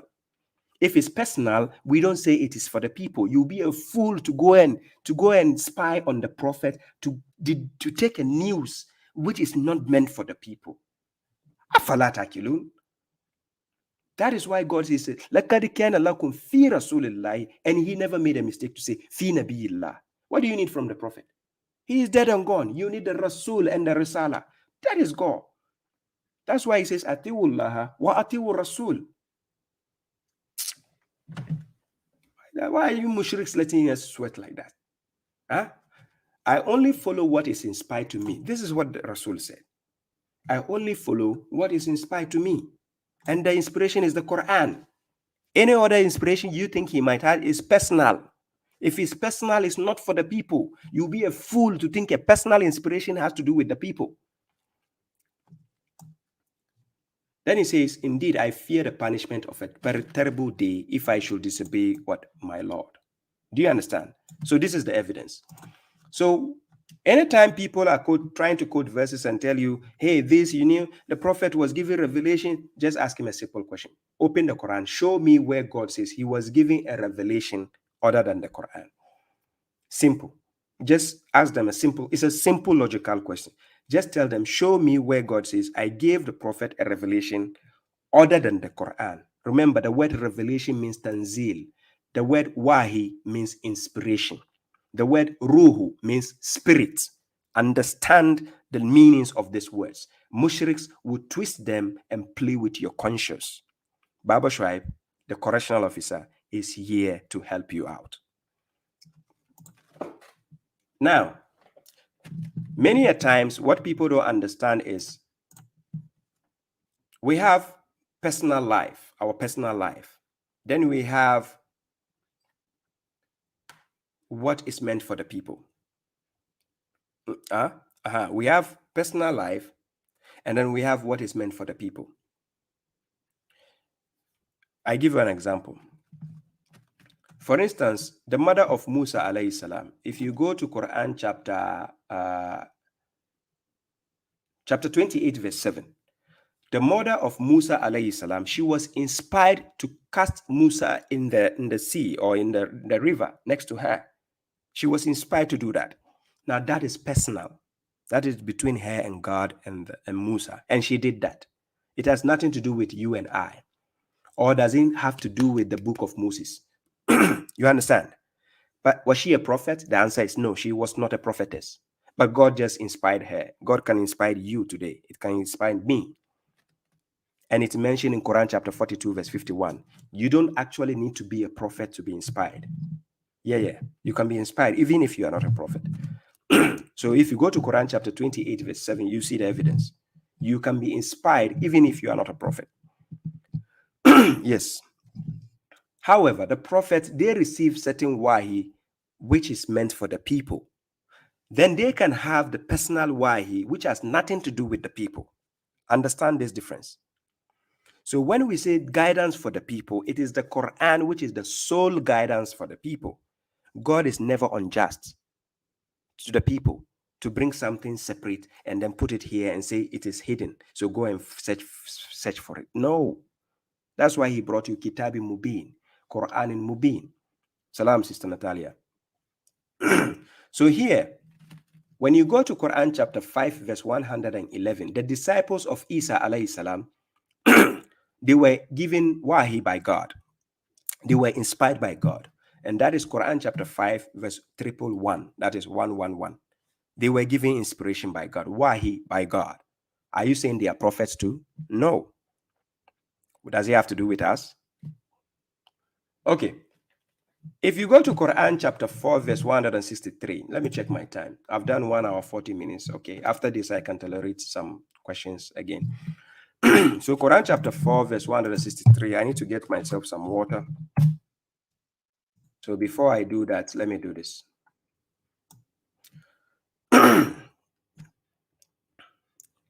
Yeah, let me do this. I have not gone to any Islamic university. No Islamic school, no Islamic college, no Islamic university, but I'm giving talks. Thousands are coming, 10,000 are coming. I don't know Arabic as a language, number 2. I'm not Hafizul Quran. Many people think I'm Hafizul Quran, I'm not. I have not gone to any Islamic university. No Islamic school, no Islamic college, no Islamic university, but I'm giving talks. Thousands are coming, 10,000 are coming. I don't know Arabic as a language, number 2. I'm not Hafizul Quran. Many people think I'm Hafizul Quran, I'm not. Okay. So I'm back. Now, Ruina Azizi, salam. Stefan Awobo, thank you. Salam Mohammed Ashari. Salam for those all who joined whilst I was busy, expounding this.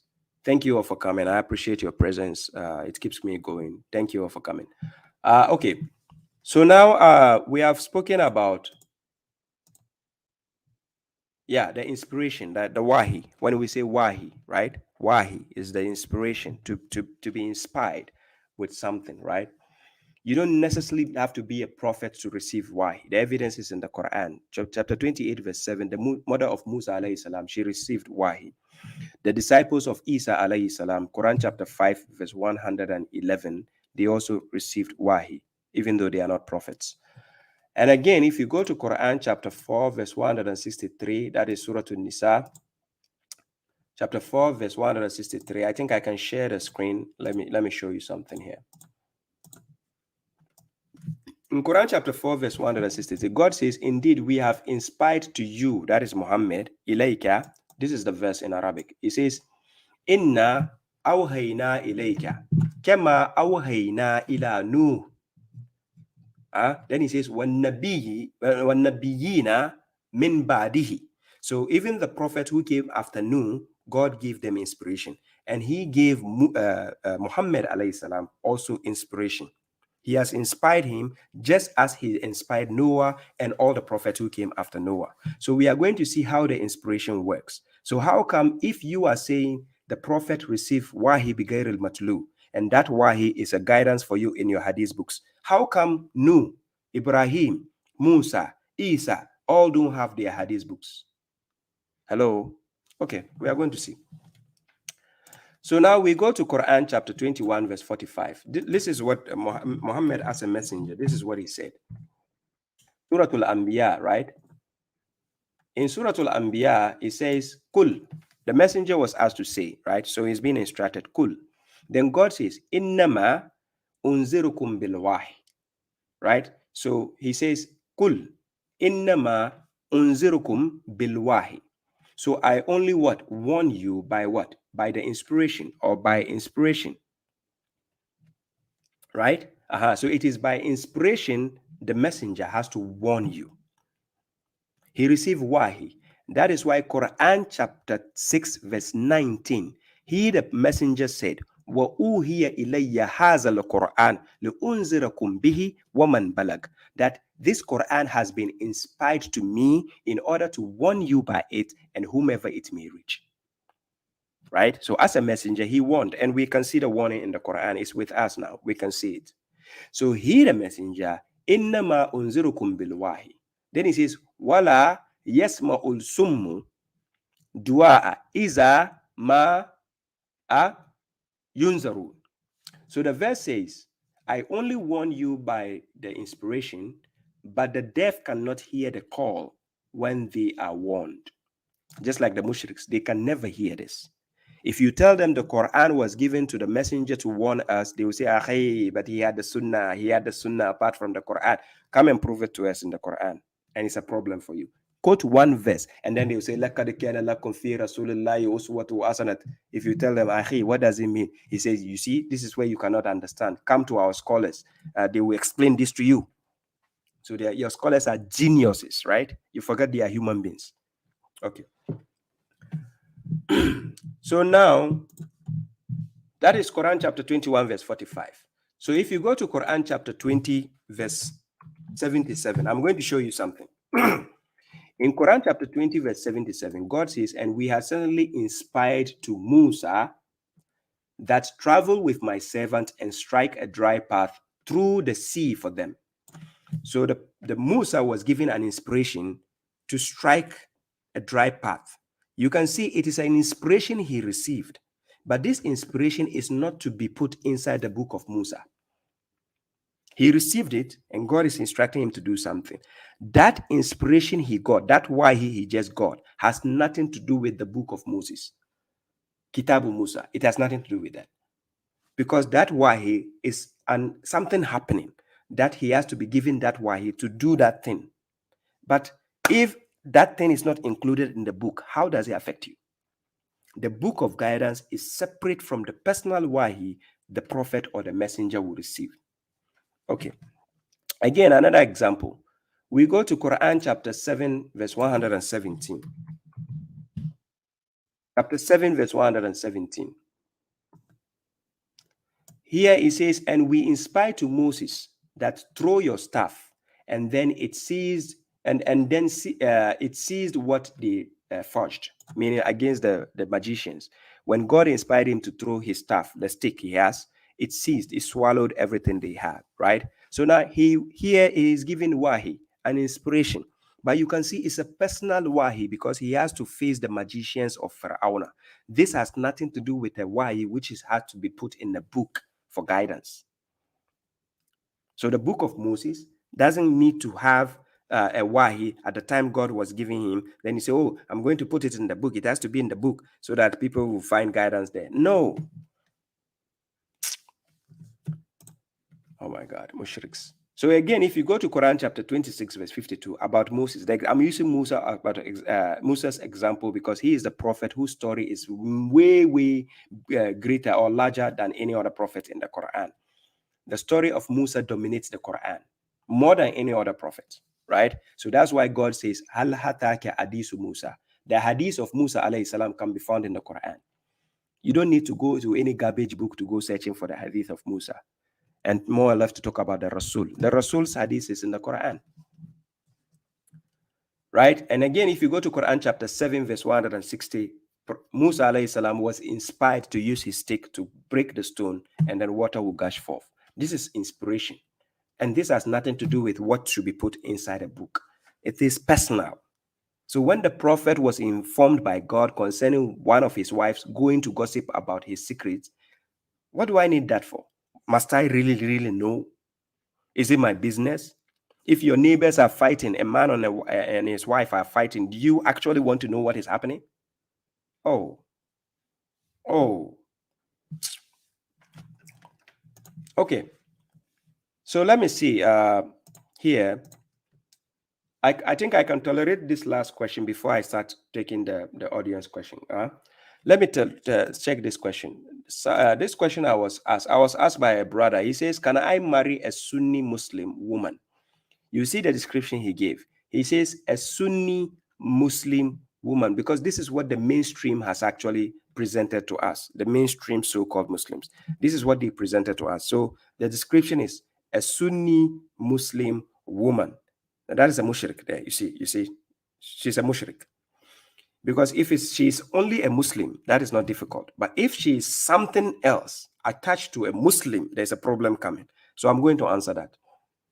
Then he says, with the intention of Allah, God willing, she will come back to the creed of Abraham. Let's hope so. And leave the garbage books as I did. Let's hope so. She knows I don't follow hadith as it is on my profile description on the marriage website. I don't follow the Sunnis, or should I wait until I possibly meet a Quran alone sister? Which seems pretty difficult, as you probably understand. Yes, it is difficult. Nothing good comes easy. If you're looking for anything good, it's easy to find. It's difficult to find. If you are looking for bad things, it's easy to find. But there are ways to find it. You know, many a times I'll have people who approach me and tell me, babashuaib, is it easy to find somebody who is a Quran alone? Because we are disconnected in such a way that, and this is one of the reasons why we the ones speaking based on the Quran, we want to create a uniform group, like a unity between us. We make programs, our audience get to know each other. We can have discussions respectfully where we can actually have communities around us.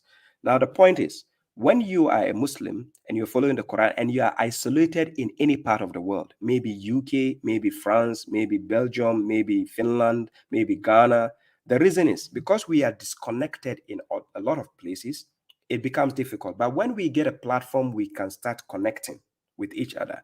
It makes it easier. And this is why we create groups on Facebook, YouTube, Facebook, WhatsApp, and so on, so that we connect with each other, right? I have people who come from the other parts of the world, right? They are somewhere. I can talk to people who are from USA, Canada, people call me, they tell me their issues, their personal issues, their problems, and how they feel disconnected with the world of guidance. Because you are in a world where you are in a community where it's full of mushriks. So what do? So if you don't have constant reminder or guidance from any other colleague of yours, it becomes difficult. So Quran chapter 42, it's actually it actually advises the believers to have consultation, right? So consultation with each other creates a bond and creates unity among us. So now I'm going to give the answer to this question. Then you get to understand how to approach such issues and handle such issues easily, right? Okay. So the question goes, can I marry a Sunni Muslim woman? So the first question is, if you are a believer in the Quran and you are seeking the Quran for guidance, and this lady is a Sunni Muslim, directly, you have to understand the principles of what she's following first. Because let me tell you this. Somebody can claim, I'm a Christian. Somebody can say, I'm a Jew. Somebody say, I'm a Muslim, but they are not actually well grounded in whatever they believe in. They are just following it for the sake of that's the house they came from. There is a difference. Just like my last lecture, you just wake up in the house of your parents being mechanic. It doesn't automatically make you a mechanic. You have to study to know how to be a mechanic. So you growing up in the house of a scientist doesn't automatically make you a scientist. You have to actually study for it and then become a scientist. So same goes with a woman who you met and you think she's a Sunni. Many a times they have no idea what the Sunni cult is about. Many a times they only claim that because that is the community they grew up from. So they will claim they are a Sunni. I used to think I was a Sunni also, right? Growing up, I used to think. It is after I've grew up, I've studied the in-depth knowledge of the Sunnis and their mazhabs, their doctrines, I got to know that, oh, I wasn't even near to being a Sunni. You understand? We have this extremists who actually know what they are doing in the Sunni cult. They are the ones who can lie and they know they are lying. Just like God says in Quran chapter 3, verse 78, وَإِنَّ مِنْهُمْ لَفَرِيقًا يَلْؤُونَ أَلْسِنَتَهُمْ بِالْكِتَابِ لِتَحْسَبُوهُ مِنَ الْكِتَابِ وَمَا هُوَ مِنَ الْكِتَابِ وَيَقُولُونَ هُوَ مِنْ عِنْدِ اللَّهِ وَمَا هُوَ مِنْ عِنْدِ اللَّهِ وَيَقُولُونَ عَلَى اللَّهِ الْكَذِبَ وَهُمْ يَعْلَمُونَ. So they lie about God while they know. Quran chapter 3, verse 78. We have people like that in the cult. They lie about God. They know. Like people like the Mufti Mengs. People will say I'm mentioning Mufti Meng. Yes, I have a video where he's lying and he knows. If God says Atiwullah wa Atiwur Rasul, Mufti Menk is translating it as follow God and follow the messenger. The word Atiwu doesn't mean follow. You'll be a bozo to translate the word ta'a to obey as what? Follow. If you're obeying something, doesn't mean you are following. There's a difference. You understand? So we have people as such who what mistwist or interpolate certain words in the words of God which are not there. So again, can I marry a Sunni Muslim? So ask her a question. Are you a Muslim or you are a Sunni? If she takes a stance to tell you she's a Sunni, put her faith to the test. For a logical assessment of somebody's faith, do not tell the person they are wrong or right. Just ask them a series of questions which challenge their faith. Right? If you challenge their faith, they will start to see the lapses in their understanding and the foundations of whatever they are following. Then they will come to their own realizations independently by seeing the lapses in whatever they believe. That is when they can agree with you. But if you go straight forward, you tell a Sunni lady, hey, you are a mushrik. Hello, come on. She's going away. She's not going to be listening to you at all. You understand? You try to question them logically because you are trying to create a bond with such a person. So this is why on social media, it is more befitting to approach people, have a discussion with them, talk amicably. We might have difference of opinion. Opinion is different from actually the cause and principles of the faith we follow. So just like the group of the Quran alone followers, people who claim they are following Quran, it is just by word. Some people claim, oh, I'm a Quran alone follower, but they don't have the qualities of what it takes to be a Quran alone follower because they are not actually practicing the book to the core. They are only claiming to be Quran alone follower, but that doesn't necessarily mean they are a Quran alone follower. Do you see the point? So coming to the point where the person was asking, can he marry? According to marriage, if you have to marry somebody who has a difference of view to yours, and especially if that person is a sectarian, you are going to have conflict of interest in your house. There will be a lot of fight in your house. Do you understand? The reason is because that person is following other mazhabs, the doctrines, which might not agree with the doctrine of the Quran. So that becomes a problem. Do you understand? It becomes a problem. So here, when you say, can I marry a Sunni Muslim woman? In my position right now, I will advise you to marry somebody who claims to be Sunni Muslim. The moment the person adds Sunni or Shia, don't go there. I'm serious. You regret it because that means that person is mentally enslaved by their slave masters. Whatever the slave master says is what they do. I'm serious. If you bring up kids, you get kids with such a woman, you are in limbo. She will mess you up because it's the doctrine she's following, the mazhab, which she will use to detect for you. Because the Quran is not her sole, it is point of guidance. No. Okay. Then again, he says, if God wills, she will come back to the creed of Abraham. Now, in order to test a person, if there's signs of coming back to the truth, you will see signs of actually the person showing promising signs. If in the first place she claims she's a Sunni, that's number one problem.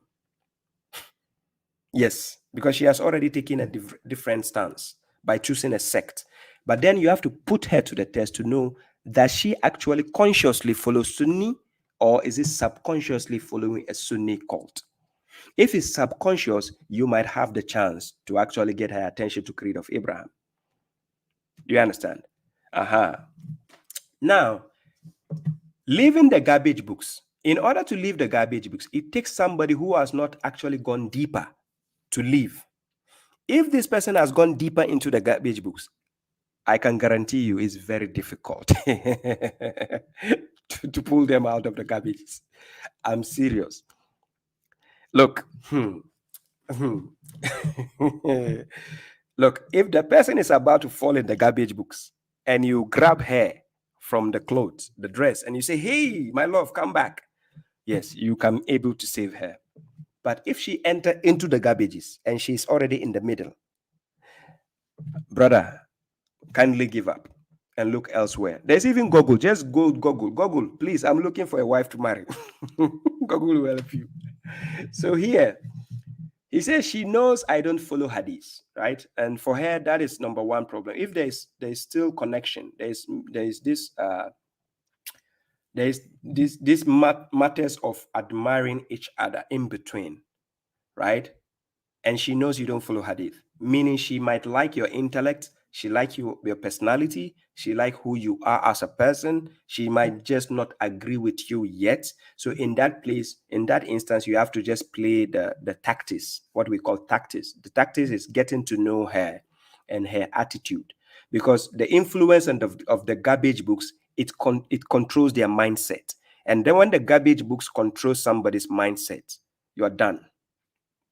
It doesn't work anymore. Do you understand? It doesn't work anymore. Right? It's just like an AI or a robot who has been programmed. The moment the programming starts functioning, it's done. It's just going. You can't stop it. So then it goes, it says, as it is on my profile description on the marriage website, I don't follow the Sunnis. Or should I wait until I possibly meet a Quran alone sister? Now, coming to a Quran alone sister, you can meet a Quran alone sister who is actually on the way to getting guidance. She might not have been deeply into the Quran yet. She's on the way getting guidance. Yes, you can have discussions, you can talk.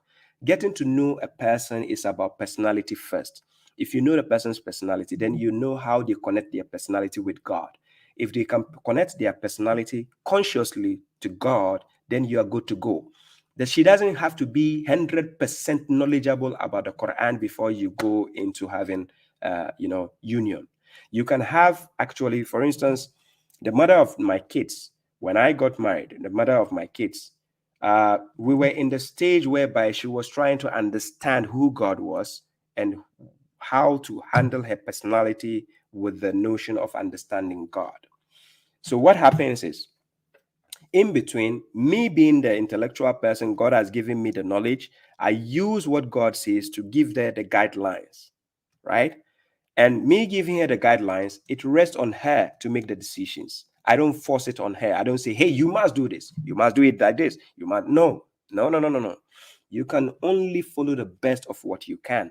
That is why Quran chapter 39 verse 18 says, "Allazina yastami'una al-qawla fayattabi'una ahsanahu." Those who listen to the word and follow the best thereof or of it.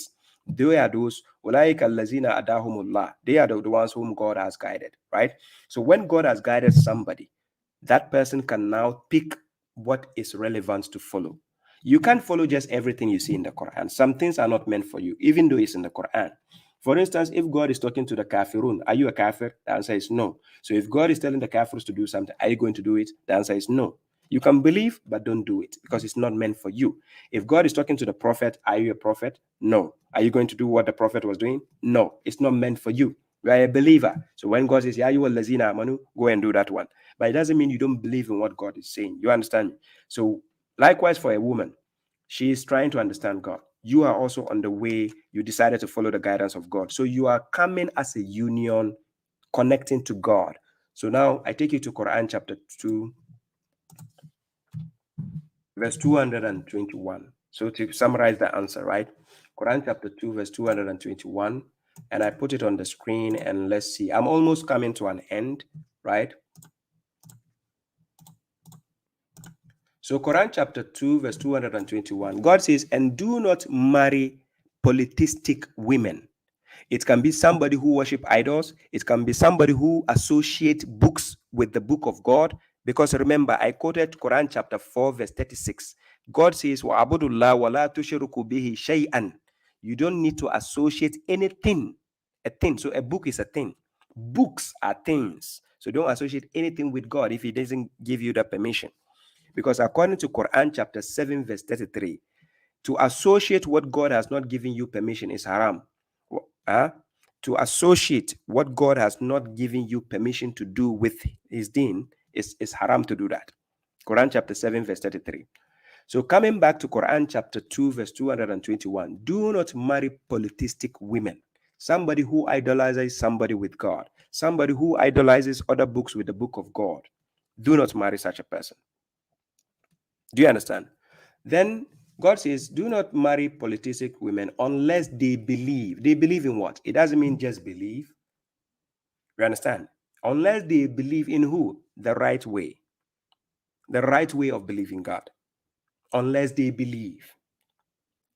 So for a believing bondmaid, here God is going to give an example, an analogy here. A believing bondmaid, meaning a slave woman, right, is better. So this is just an analogy God is giving here. Is better than a polytheistic woman. The reason is the danger is in the context. You see it. The reason why God is saying that. So then God says, even if she pleases you, you might see a woman who is a Sunni, a Shia. She pleases you. She's beautiful. She has the charisma. She have, she can smile. She has good sense of humor, but the soul is corrupted. And when I say the soul is corrupted on the godly aspect, you understand? Sometimes you don't get to know a person very, very well till you are settled in the same house together for a couple of months. You get to know the real devil or the angel you're living with. You understand? So even if she pleases you, God says don't go there. So far as she's a mushrik. And do not marry the polytheistic men. It doesn't only go with the men, it goes both ways. So do not marry polytheistic men unless they believe. So likewise for the women, if you want to marry somebody who is an idolater, who is a Sunni mushrik, be careful. You are going for the same danger. Then God says, unless they believe. For a believing slave, that is a slave man, a believing slave is better than a polytheistic man, idolater man, even if he pleases you. So he pleases you, he's handsome, he's tall, he's strong. You think, oh, mashallah, he's rich, he has his cars. Oh, be careful. Those invite to the what? To the hellfire. Those group, they will invite you to hell. I'm serious. Because they use their doctrines, their mazhab, to force you to hell. So what you need to do is, while God invites you to the garden, so God is inviting you to Jannah and forgiveness. Then he says, by his permission, and he clarifies his verses to the people, perhaps they will take heed. So all the reasons why God is giving you such a verse is for you to take heed, to have simple life. If you go and marry a wife who is a mushrik, you are dead. If you go and marry a husband who is a mushrik, you are screwed. There is never going to be peace and harmony in the house. Trust me. I have a lot of people calling me. I know what is going on, right? If you marry somebody who is a mushrik, who has a different cultish idea of the religious cults they belong to, and they don't adhere to God, because for me, if whatever God says is final, I don't care what your scholar says. If God says final, I don't care who you bring to the table and say, this man, this prophet, this angel says this. I don't care. Give a damn. If God says final, because on the day of judgment, I will be judged. Your so-called scholar, your so-called whatever you have will be judged as well. Right? Now go to Quran chapter 6, verse 52. Look at what God told the prophet. God told the prophet, do not dismiss those who invoke their Lord in the morning and evening, seeking his countenance. Then God says, nothing of their reckoning is upon you. Listen what God is telling the prophet. Nothing of their reckoning is upon you, nor is anything of your reckoning upon them. So were you to dismiss them, then you will be of the transgressors. This is what God told the prophet. So you claim this prophet is going to stand for you on the day of judgment when you haven't done what God is asking you to do. And if you have done what God asked you to do, why do you have to rely on the prophet to do what for you? Imagine a worker who has done precisely what the boss has instructed him to do. Why do you need to rely on the supervisor to go and talk on your behalf? For what? Hello, what? Supervisor to tell boss what? Oh, hey, he did. No, is the boss blind? The boss can see you did your job because the contract says so. Use your logic. So God is bringing you simplicity, but the human being hates simplicity. Okay. I've done 2 hours, 7 minutes, right? So let me see what I can tolerate before I come to an. Hey, Liman Imran, I see you. Salam. Yes, let me see.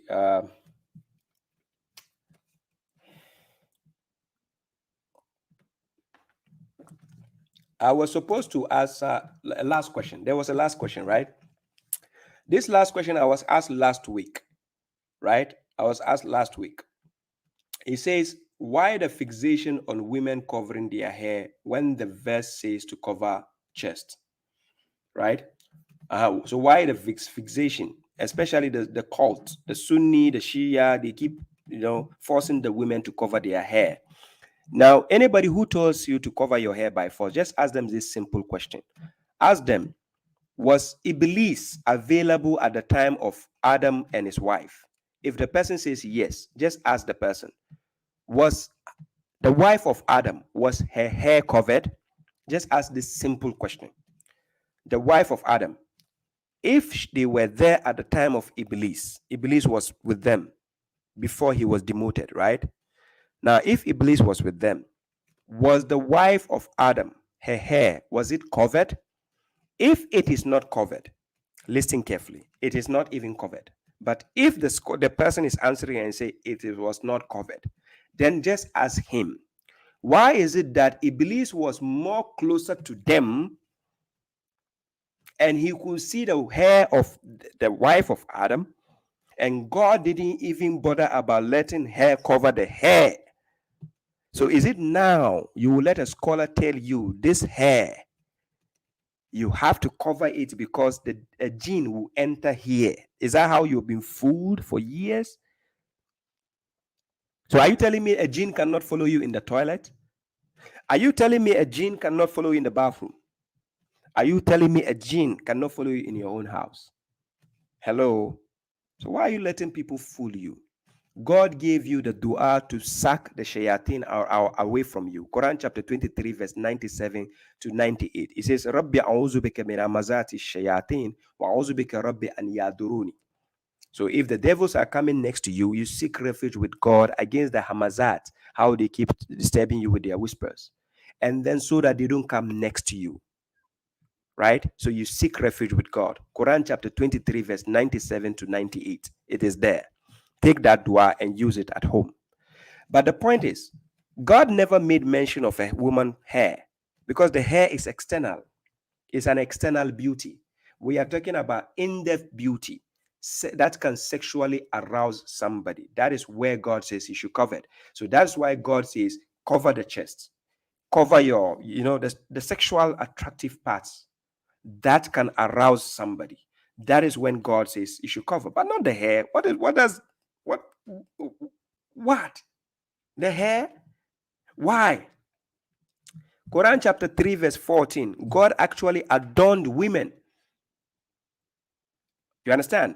A woman's hair is part of the face, the beauty. You need to see the woman, you need to see how the hair looks like. We are not talking about going to see the breast and the hips. No, we're talking about seeing the woman and the hair. God never made mention of hair covering the hair. What do you mean cover the hair for what? You understand? And I will see a lot of people acting hypocritical. They will go and buy even wigs and wear. They are always wearing hijab. But when it comes to a party, they will go and buy extensions and use. And at the parties, their hair is on full display. But after the party is done, they come outside, you see them with the hijab again. Who are you trying to fool here? So are you telling you at the party, the jinn cannot follow you there? Oh my God. Huh? Okay, so let's see some of the verses. I take you to Quran chapter 24 verse 31, right?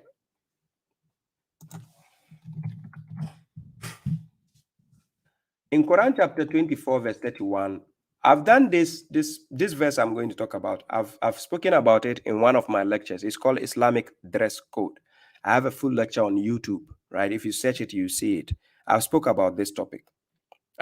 Okay. So the verse, I'm going to share it on the screen, then you understand what the verse says.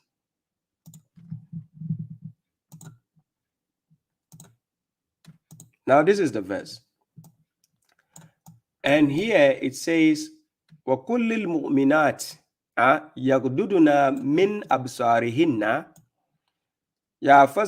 وَيَحْفَظْنَ فُرُوجَهُنَّ وَلَا يُبْدِينَ زِينَتَهُنَّ إِلَّا مَا ظَهَرَ مِنْهَا. Then he says, وَلْيَضْرِبْنَ بِخُمُورِهِنَّ عَلَى جُيُوبِهِنَّ. Now, usually this is the most interesting part I just quoted, right? But let's analyze the most interesting part. This most interesting part here is, and tell the believing women. Now, he's telling the messenger to tell the believing women, right? So tell the believing women to lower their what? Their eyesight, their gaze, and guard their private parts. So the reason why the word furuj is mentioned is something private for yourself. It's a gap that you have in between, which is private. You can see the reason why it's called private. It's private. That's why you wear a cloth to hide it. It's private. Your hair is not private. Your hair is not private. That's why God brought it up here. Your face is not private. That's why God brought it up here. You are dummy to cover your face. Okay. They are private parts, and do not to display their adornment except what appears thereof. Now, do you see? They should not display their adornment. Which adornment? Out of what is private. They shouldn't display that. They should only display what appears over it or thereof. Thereof meaning what is not private, you can allow it to be displayed. But what is inward has to be private. It has to be prevented. And we are going to see what is private. For instance, the breast of a woman is private. The hips of a woman, the shape of a woman, the buttocks, the thighs, they are all private.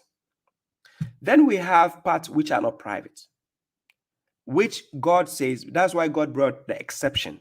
Illa ma zohara minha. Illa, it's an exception. So this illa, anything that is off the private, that is away from the private part, is allowed to be seen, right? Like the hand of a woman can be seen. There's nothing wrong. If you see the hand of a woman just like this and you are sexually aroused, you are a pervert. If you just see a hair of a woman, just the hair, and you are sexually aroused, you are a pervert, right? If you just see a face of a woman and you are sexually aroused, you are a pervert. Yes. If you just see the feet of a woman, not the thigh, the feet of a woman, and you are sexually aroused, you are a pervert. You understand? We have parts which are not private that you see, but you don't get sexually aroused from that. The parts you get sexually aroused are the breast, and we are going that God says they should cover it. Like the stomach, that is the hips, the buttocks, the thighs of a woman, this can entice a man. So these parts are called private parts. She has to hide it. That is the furuj. It has the gaps, the opening. And I'm going to use a verse to explain that. Sister Albert Joyce says, you have no idea the amount of perverts. Yeah. Okay. This is interesting. Let me finish this part, then we are done. So the verse says, except what appears thereof. So whatever appears thereof of a woman is outside the private part issue. Like a face, like a hair, they are outside. Okay. So now God says, and do not display their adornment. And he says, what appears thereof? And says, and let them cover their breasts. Juyubihinna. Juyub, their chest. It's a chest of a woman, and a chest of a woman contains breasts. We all know it might not be, it might be the case, not every woman has a breast due to breast cancer and so on, right? We all know that. But we are generalizing the issue. So the generalization of the issue is let them cover their breasts because that is the sexually attractive part. It is a sexually attractive part because that becomes private. It's a private part for a woman.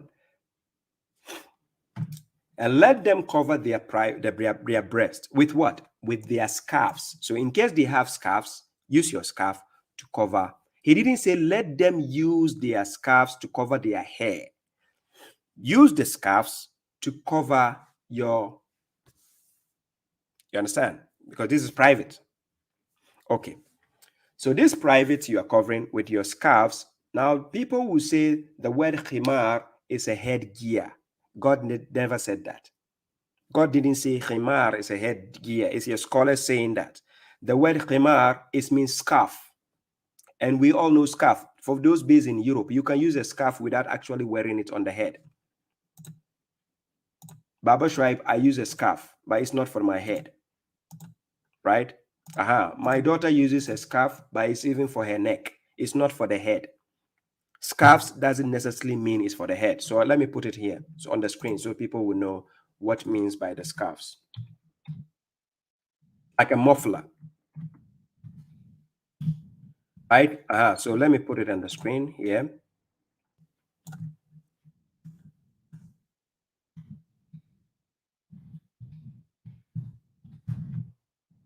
And the second meaning here. Okay, I can just put this one. Let me share the screen and then you see what is meant by a scarf.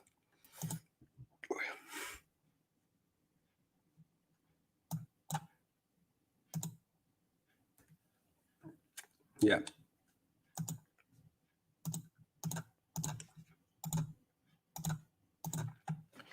Yeah, so this is the screen here. And when we say scarf, we are talking about a garment worn around the head. Listen, it doesn't say on the head. A garment worn around the head or the neck or shoulders for warmth and decoration. For warmth and decoration. I'm not saying if a woman decides to cover her hair, I'm not saying it's haram. But don't attribute it to God and say God commanded that. God's words are explicit. Do you understand? They are clear, they are mubin, they are explicit. Mubin. God wanted you to cover your hair, he will say it directly. He will say, let them use their scarves to cover their hair.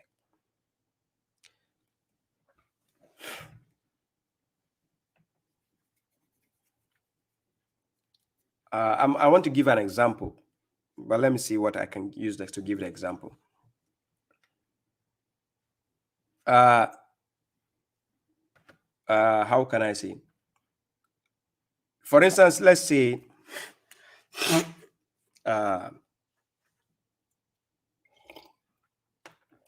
when we say scarf, just like I gave you the definition, a garment worn around the head or neck or shoulders for warmth and decoration. Now, this khimar, in the plural form, we have khumur. This khumurihinna that God mentioned in Quran chapter 24, verse 31, here, if let's say before they were using scarves to cover, let's assume they are covering their head. Now God is saying they should use those scarves they have to cover their what? Their breast instead. And he made no mention of the hair. You don't just go and assume and say, oh, the word khimar, it means headgear. It doesn't only mean headgear. It is you trying to all make it mean one meaning. Scarves are not only meant to be wear on the head. They can be wear on the neck. They can be wear on the shoulder. And now God is even telling you can use it to cover your breast, just like we see Indian women do. Women from Pakistan, they do it. They use their scarves to cover their chest. You see many women do that, right? And now that we have advanced in this modern day age, we use blouses. Women use blouse, or they use braziers to cover their breasts, right? So if a woman has a blouse or she has something to cover the contours of her body, or this, she doesn't need even a scarf. Do you understand my point?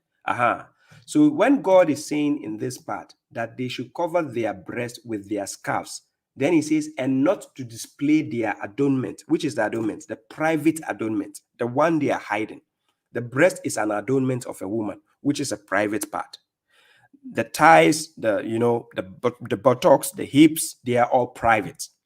So now they should not display their adornment. Then God says, except to their what? To their husbands. So he started mentioning the husbands first, so that you understand the context of the adornment God is talking about, which is the private parts. Then it extends, or their parents, because a lady growing up, it's obvious your parents will see. They will see you. You get to the puberty, you get to the adolescence, till they start giving you the chance to be private on your own, so that you have your gap. But I'll come to the point why it is mentioning the parents, so that you are going to understand, right? Or their parents, or the parents of their husbands, or their children, or the children of their husbands, or their brothers, or their children of their brothers, or their children of their sisters, or their women, or those their right hands possess, or the followers, that is their subordinates, other than those of Canaan among men. We have men who are like sissies. I'm not saying they are homos, they are homosexual, no, but they are like sissies. We have a man who, even if he sees the nakedness of a woman, it doesn't do anything to his head, right? He doesn't care. And there are such men. It doesn't mean they are homosexual, no. But such men, we call them sissy, like they are sissies. And this sissy, even if he sees the nakedness of a woman, it doesn't do him anything. It doesn't move him an inch. It's as if, it's blank. He doesn't see anything, sexy about that. Then here it says, or a child who is not aware of the private parts, that is awrat. When we say awrat, we are talking about the private part, like the breast, the shape of a woman, meaning when she's naked. So these private parts, even if she's showing a child who is not aware of this, there's no problem. You understand? So here, then it says, who is not aware of the private parts of a woman, of women, and they, the women, should not strike with their legs to expose what they hide of their adornment. So whatever they are hiding of their adornment, which is the aura, the private part, they shouldn't lift up their legs. When a woman is wearing a skirt and she strike her leg, you will see whatever is beneath her thighs, her legs, or something, right? Exception where she was wearing a jeans. If she strike her leg, you will not see anything. Okay, so then God is saying that, so repent to God altogether, oh you believers, perhaps you will succeed. So now somebody is going to ask. He says, if God says my private, let's say my breast, I can only show it to my husband, my parents, and my brothers, and so. What about the families who are committing incest? Let me tell you why it's only allowed for your family might get the chance to see your breast. If you have breastfeeding, let's say you, the woman, you gave birth to a child, but you have to breastfeed a child. God knows all these instances. That's why he told the woman, cover their breast. But covering the breast, you might get to an instance where you are with your family members and you are forced to feed the child around your family members. So in this instance, God has given you that privilege. This is where he brings the exception. That's why the verse only mentions breast explicitly. And he mentioned other things, in disguise. This breast issue, because a woman, if she is breastfeeding a child, around her family members, she will be more comfortable. Removing her breast to feed a child in front of a family member wouldn't be a burden in her psychology. But going to the extent of going to an outsider, exposing your breast, is not comfortable in the head. God knows that. He created you, created everybody. So he's giving you the comfort of around the people you can do that. Now imagine, in this verse, chapter 24, verse 31, God is even giving you the condition of a child. Listen, he mentioned the tifli. This tifli is a child, a small child. But look at the condition God gave. He says a child who is not aware of the private parts of women. So we have children who actually are aware. When they see the breast of a woman, they know. When they see the backside of a woman, they know. They see the hips of a woman, they know. So even in that child, you don't have to give him the chance to see any of the contours of your body in terms of exposing it. And then we are in the age of technology where people are using mobile phones and they can record everything they see. If the child is hungry, there is always private rooms. You can get a private place to feed the child. The child doesn't get hungry within 1 minute and die. There's always an exception. That is why even restrooms, we have restrooms in every corner mostly, where you can sit down, go to the restroom and feed your kid just in case.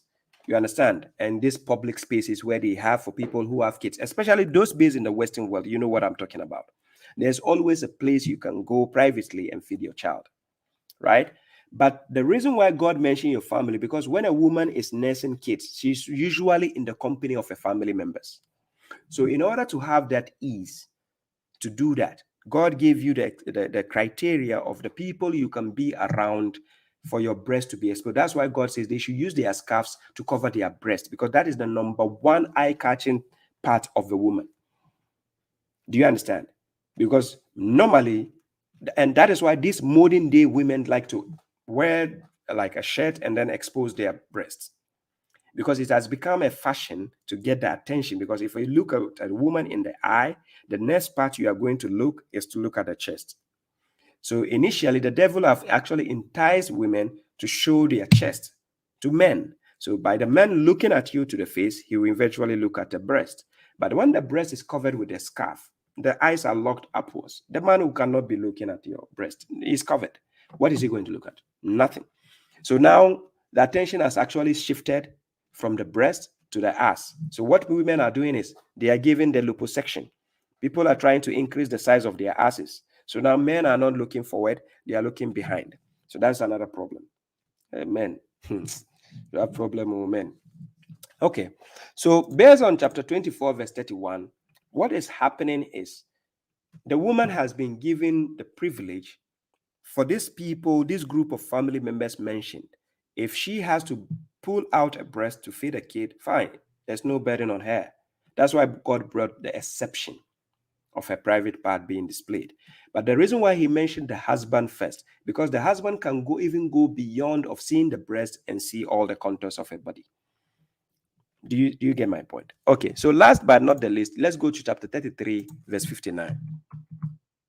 Some of the scholars misquote the verses. This verse, they misquote it a lot, right? So I will share the screen before we end. I've done 2 hours, 30 minutes, and I'm already at the end.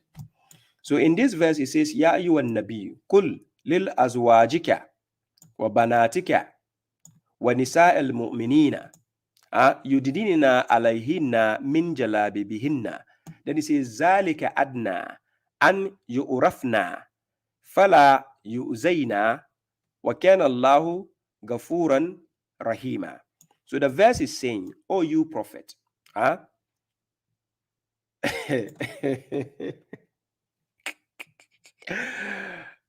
Amaya GH says, men and us. Yes, that is the new madness in the world. Now, men and us. Now, the attention have shifted from the breast to the ass, unfortunately. So, oh, you prophet.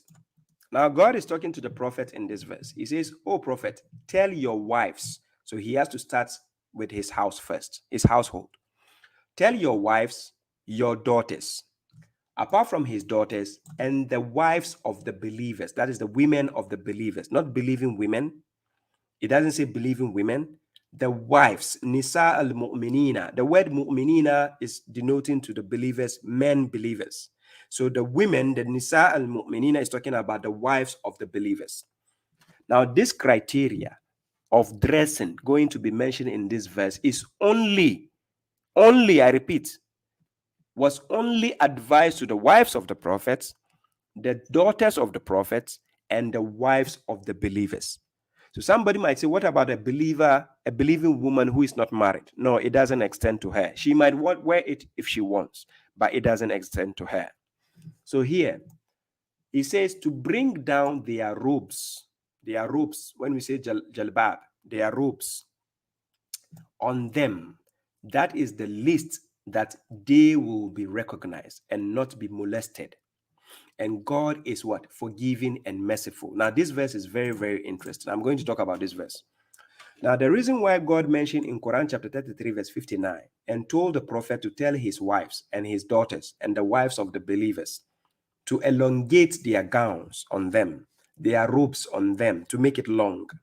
Now, the reason is, take a woman who is wearing a long jalbab and take a woman who is wearing a mini skirt and then wearing short dresses on her. The one wearing the long dress is more respected in the public than the one exposing her private parts, like her breast and her hips and so on, right? The woman who is wearing a long dress, in this modern day, you can have a woman wearing t-shirts and jeans because it's a long, still long. It hides certain parts of the body, right? But if you have a woman wearing mini skirts, shorts, showing her boobs, her breast, and other stuff, she's not respected in the public because everybody will look at her and with lust. But the woman who is wearing a long jalbab, she comes with respect. Now, at the time of the Prophet, Quran chapter 33, verse 59, this was extended to the wives of the Prophet, the daughters of the Prophet, and the wives of the believers, because the wives of the believers, so that other believers will know, oh, this lady is married. The moment they see that lady with that long gown, they will know, okay, this one is married. So it's a no-go area. Do you see the differentiation? So that you know the difference between married women and not. Because when you go to the fake Islamic countries of today, they force the women, both young and old, and sometimes the disgusting part is you see even 6-year-old girls being dressed with hijab. See, seriously, what does a 6-year-old girl or 5-year-old girl got to show me, or what that has on the body to show? Does she have any breast to show? Does she have any shape, ass or something? Nothing. You are dressing mentally enslaving these kids with this dress code. Huh? Okay. Now, we've seen in the verse, God is telling the prophet who he should tell and what they should wear. They are just to elongate their robes on them. When a woman is wearing a long robe, she has a respect in public. Right? But the woman who is wearing mini skirts and exposing her thighs, exposing her breast, exposing her hips, exposing her ass, there's always a problem. Nobody respects you. Men will look at you with lust, but nobody wants to marry you because everybody is scared to marry a lady who will be exposing herself like that. Yes. Men will enjoy your lust. They will watch you. They will enjoy you watching you on Snapchat, TikTok. You understand? They will enjoy watching, but nobody wants to marry that. Do you understand the point? So that is why God advises the prophet to tell his wives and his daughters, because they are role models, and then the wives of the believers to elongate their robes on them. So a woman wearing a robe, a long robe, wherever she goes, she is respected. But a woman wearing mini skirts, and the funny part is sometimes you see a lady wearing a very short skirt and something falls down and she's trying to pull the skirt down to hold it, like to take the thing on the floor. My sister, who sent you? No, seriously, who sent you? Then why can't you just wear a jeans? Why are you struggling going to wear a mini skirt and something falls down and say you are struggling to take? What is your problem? Do you understand? So a woman wearing a long robe gives her more convenience and the respect, because that is why God says, and that is the least that she will be molested, because they will not molest you in public. And they have actually done a social test on that. I have videos. If you go to YouTube, compare the videos of a woman wearing a long robe with a woman wearing a mini skirt and see who is more aroused in the public. Do you understand? So this is for our own safety and to protect our women. That's why God gave you such a legislation. Okay, so the last verse I'm going to quote is in Quran chapter 24, verse 60. I've passed my time, but let me try to finish this part, then we go, right? So Quran chapter 24, verse 60, here. In Quran chapter 24, verse 60, it says, as for the what? Al-Qawaidu. When we say Qawaidu, we are talking about the main foundation. Qaida is a foundation. Qawaidu, among women, we are talking about the adults. When we say foundation of a woman who has reached adulthood, an adult female is the Qawaid. It's not a woman who has reached menopause. As some of the sectarians will translate, they say the women who have reached menopause. It's not about menopause. As for the adults, The adults, that is, among the women, they are the kawaid of women. They are the foundation of women. So the kawaid of among the women who are not expecting marriage.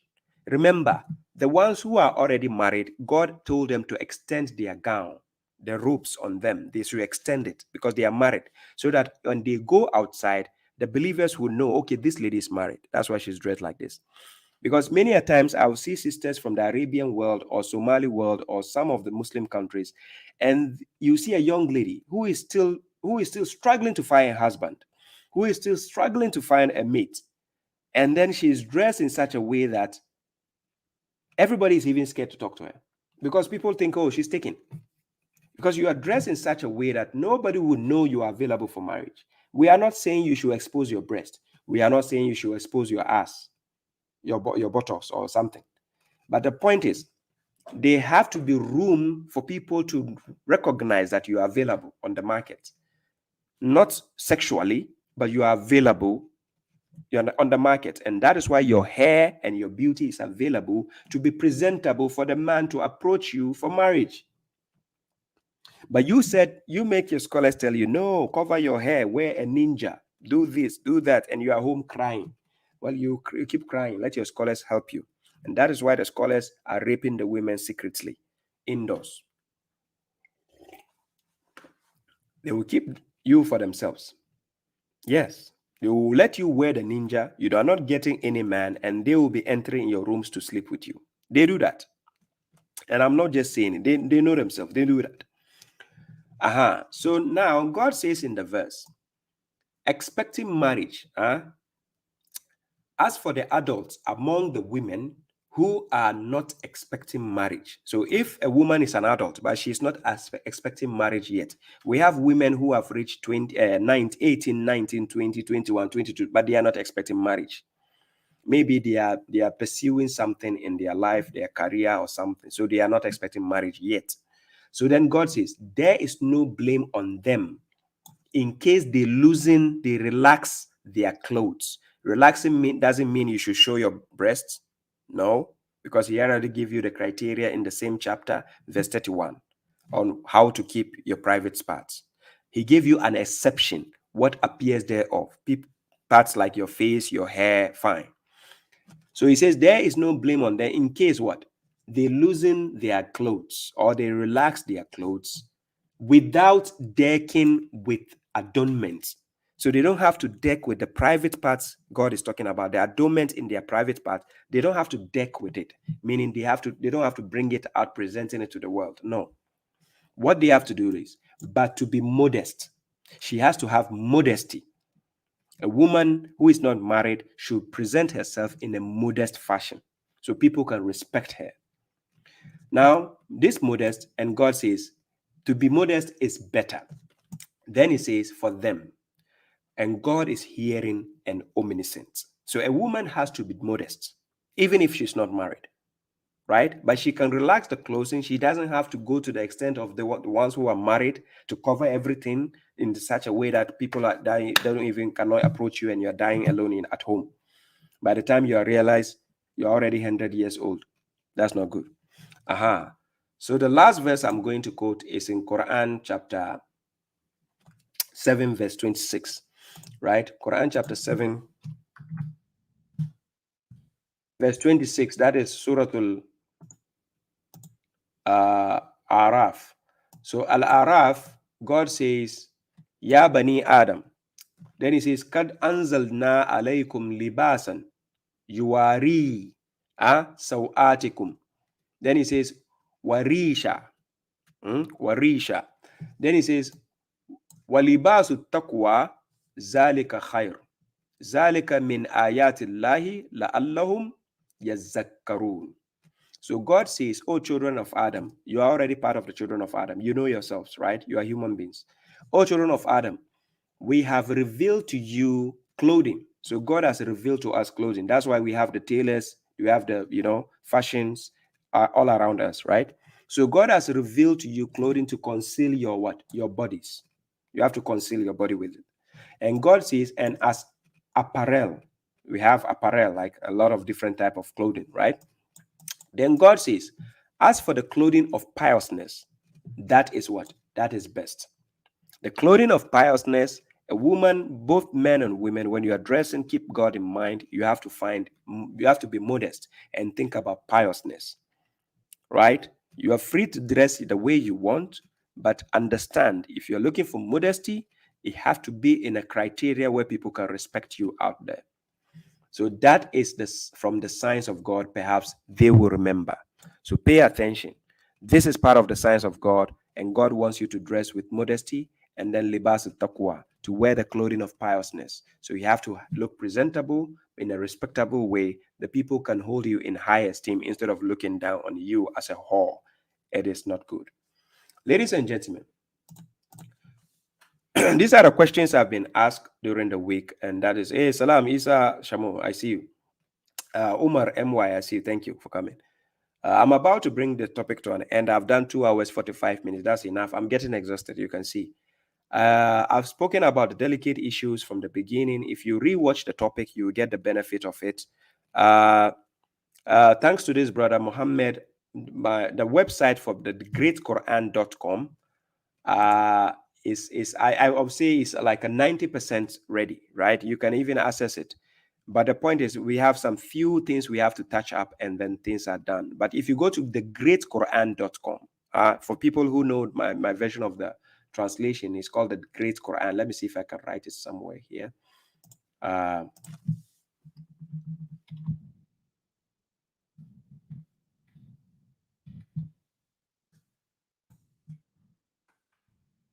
If you go to the greatquran.com, can I put it on the page?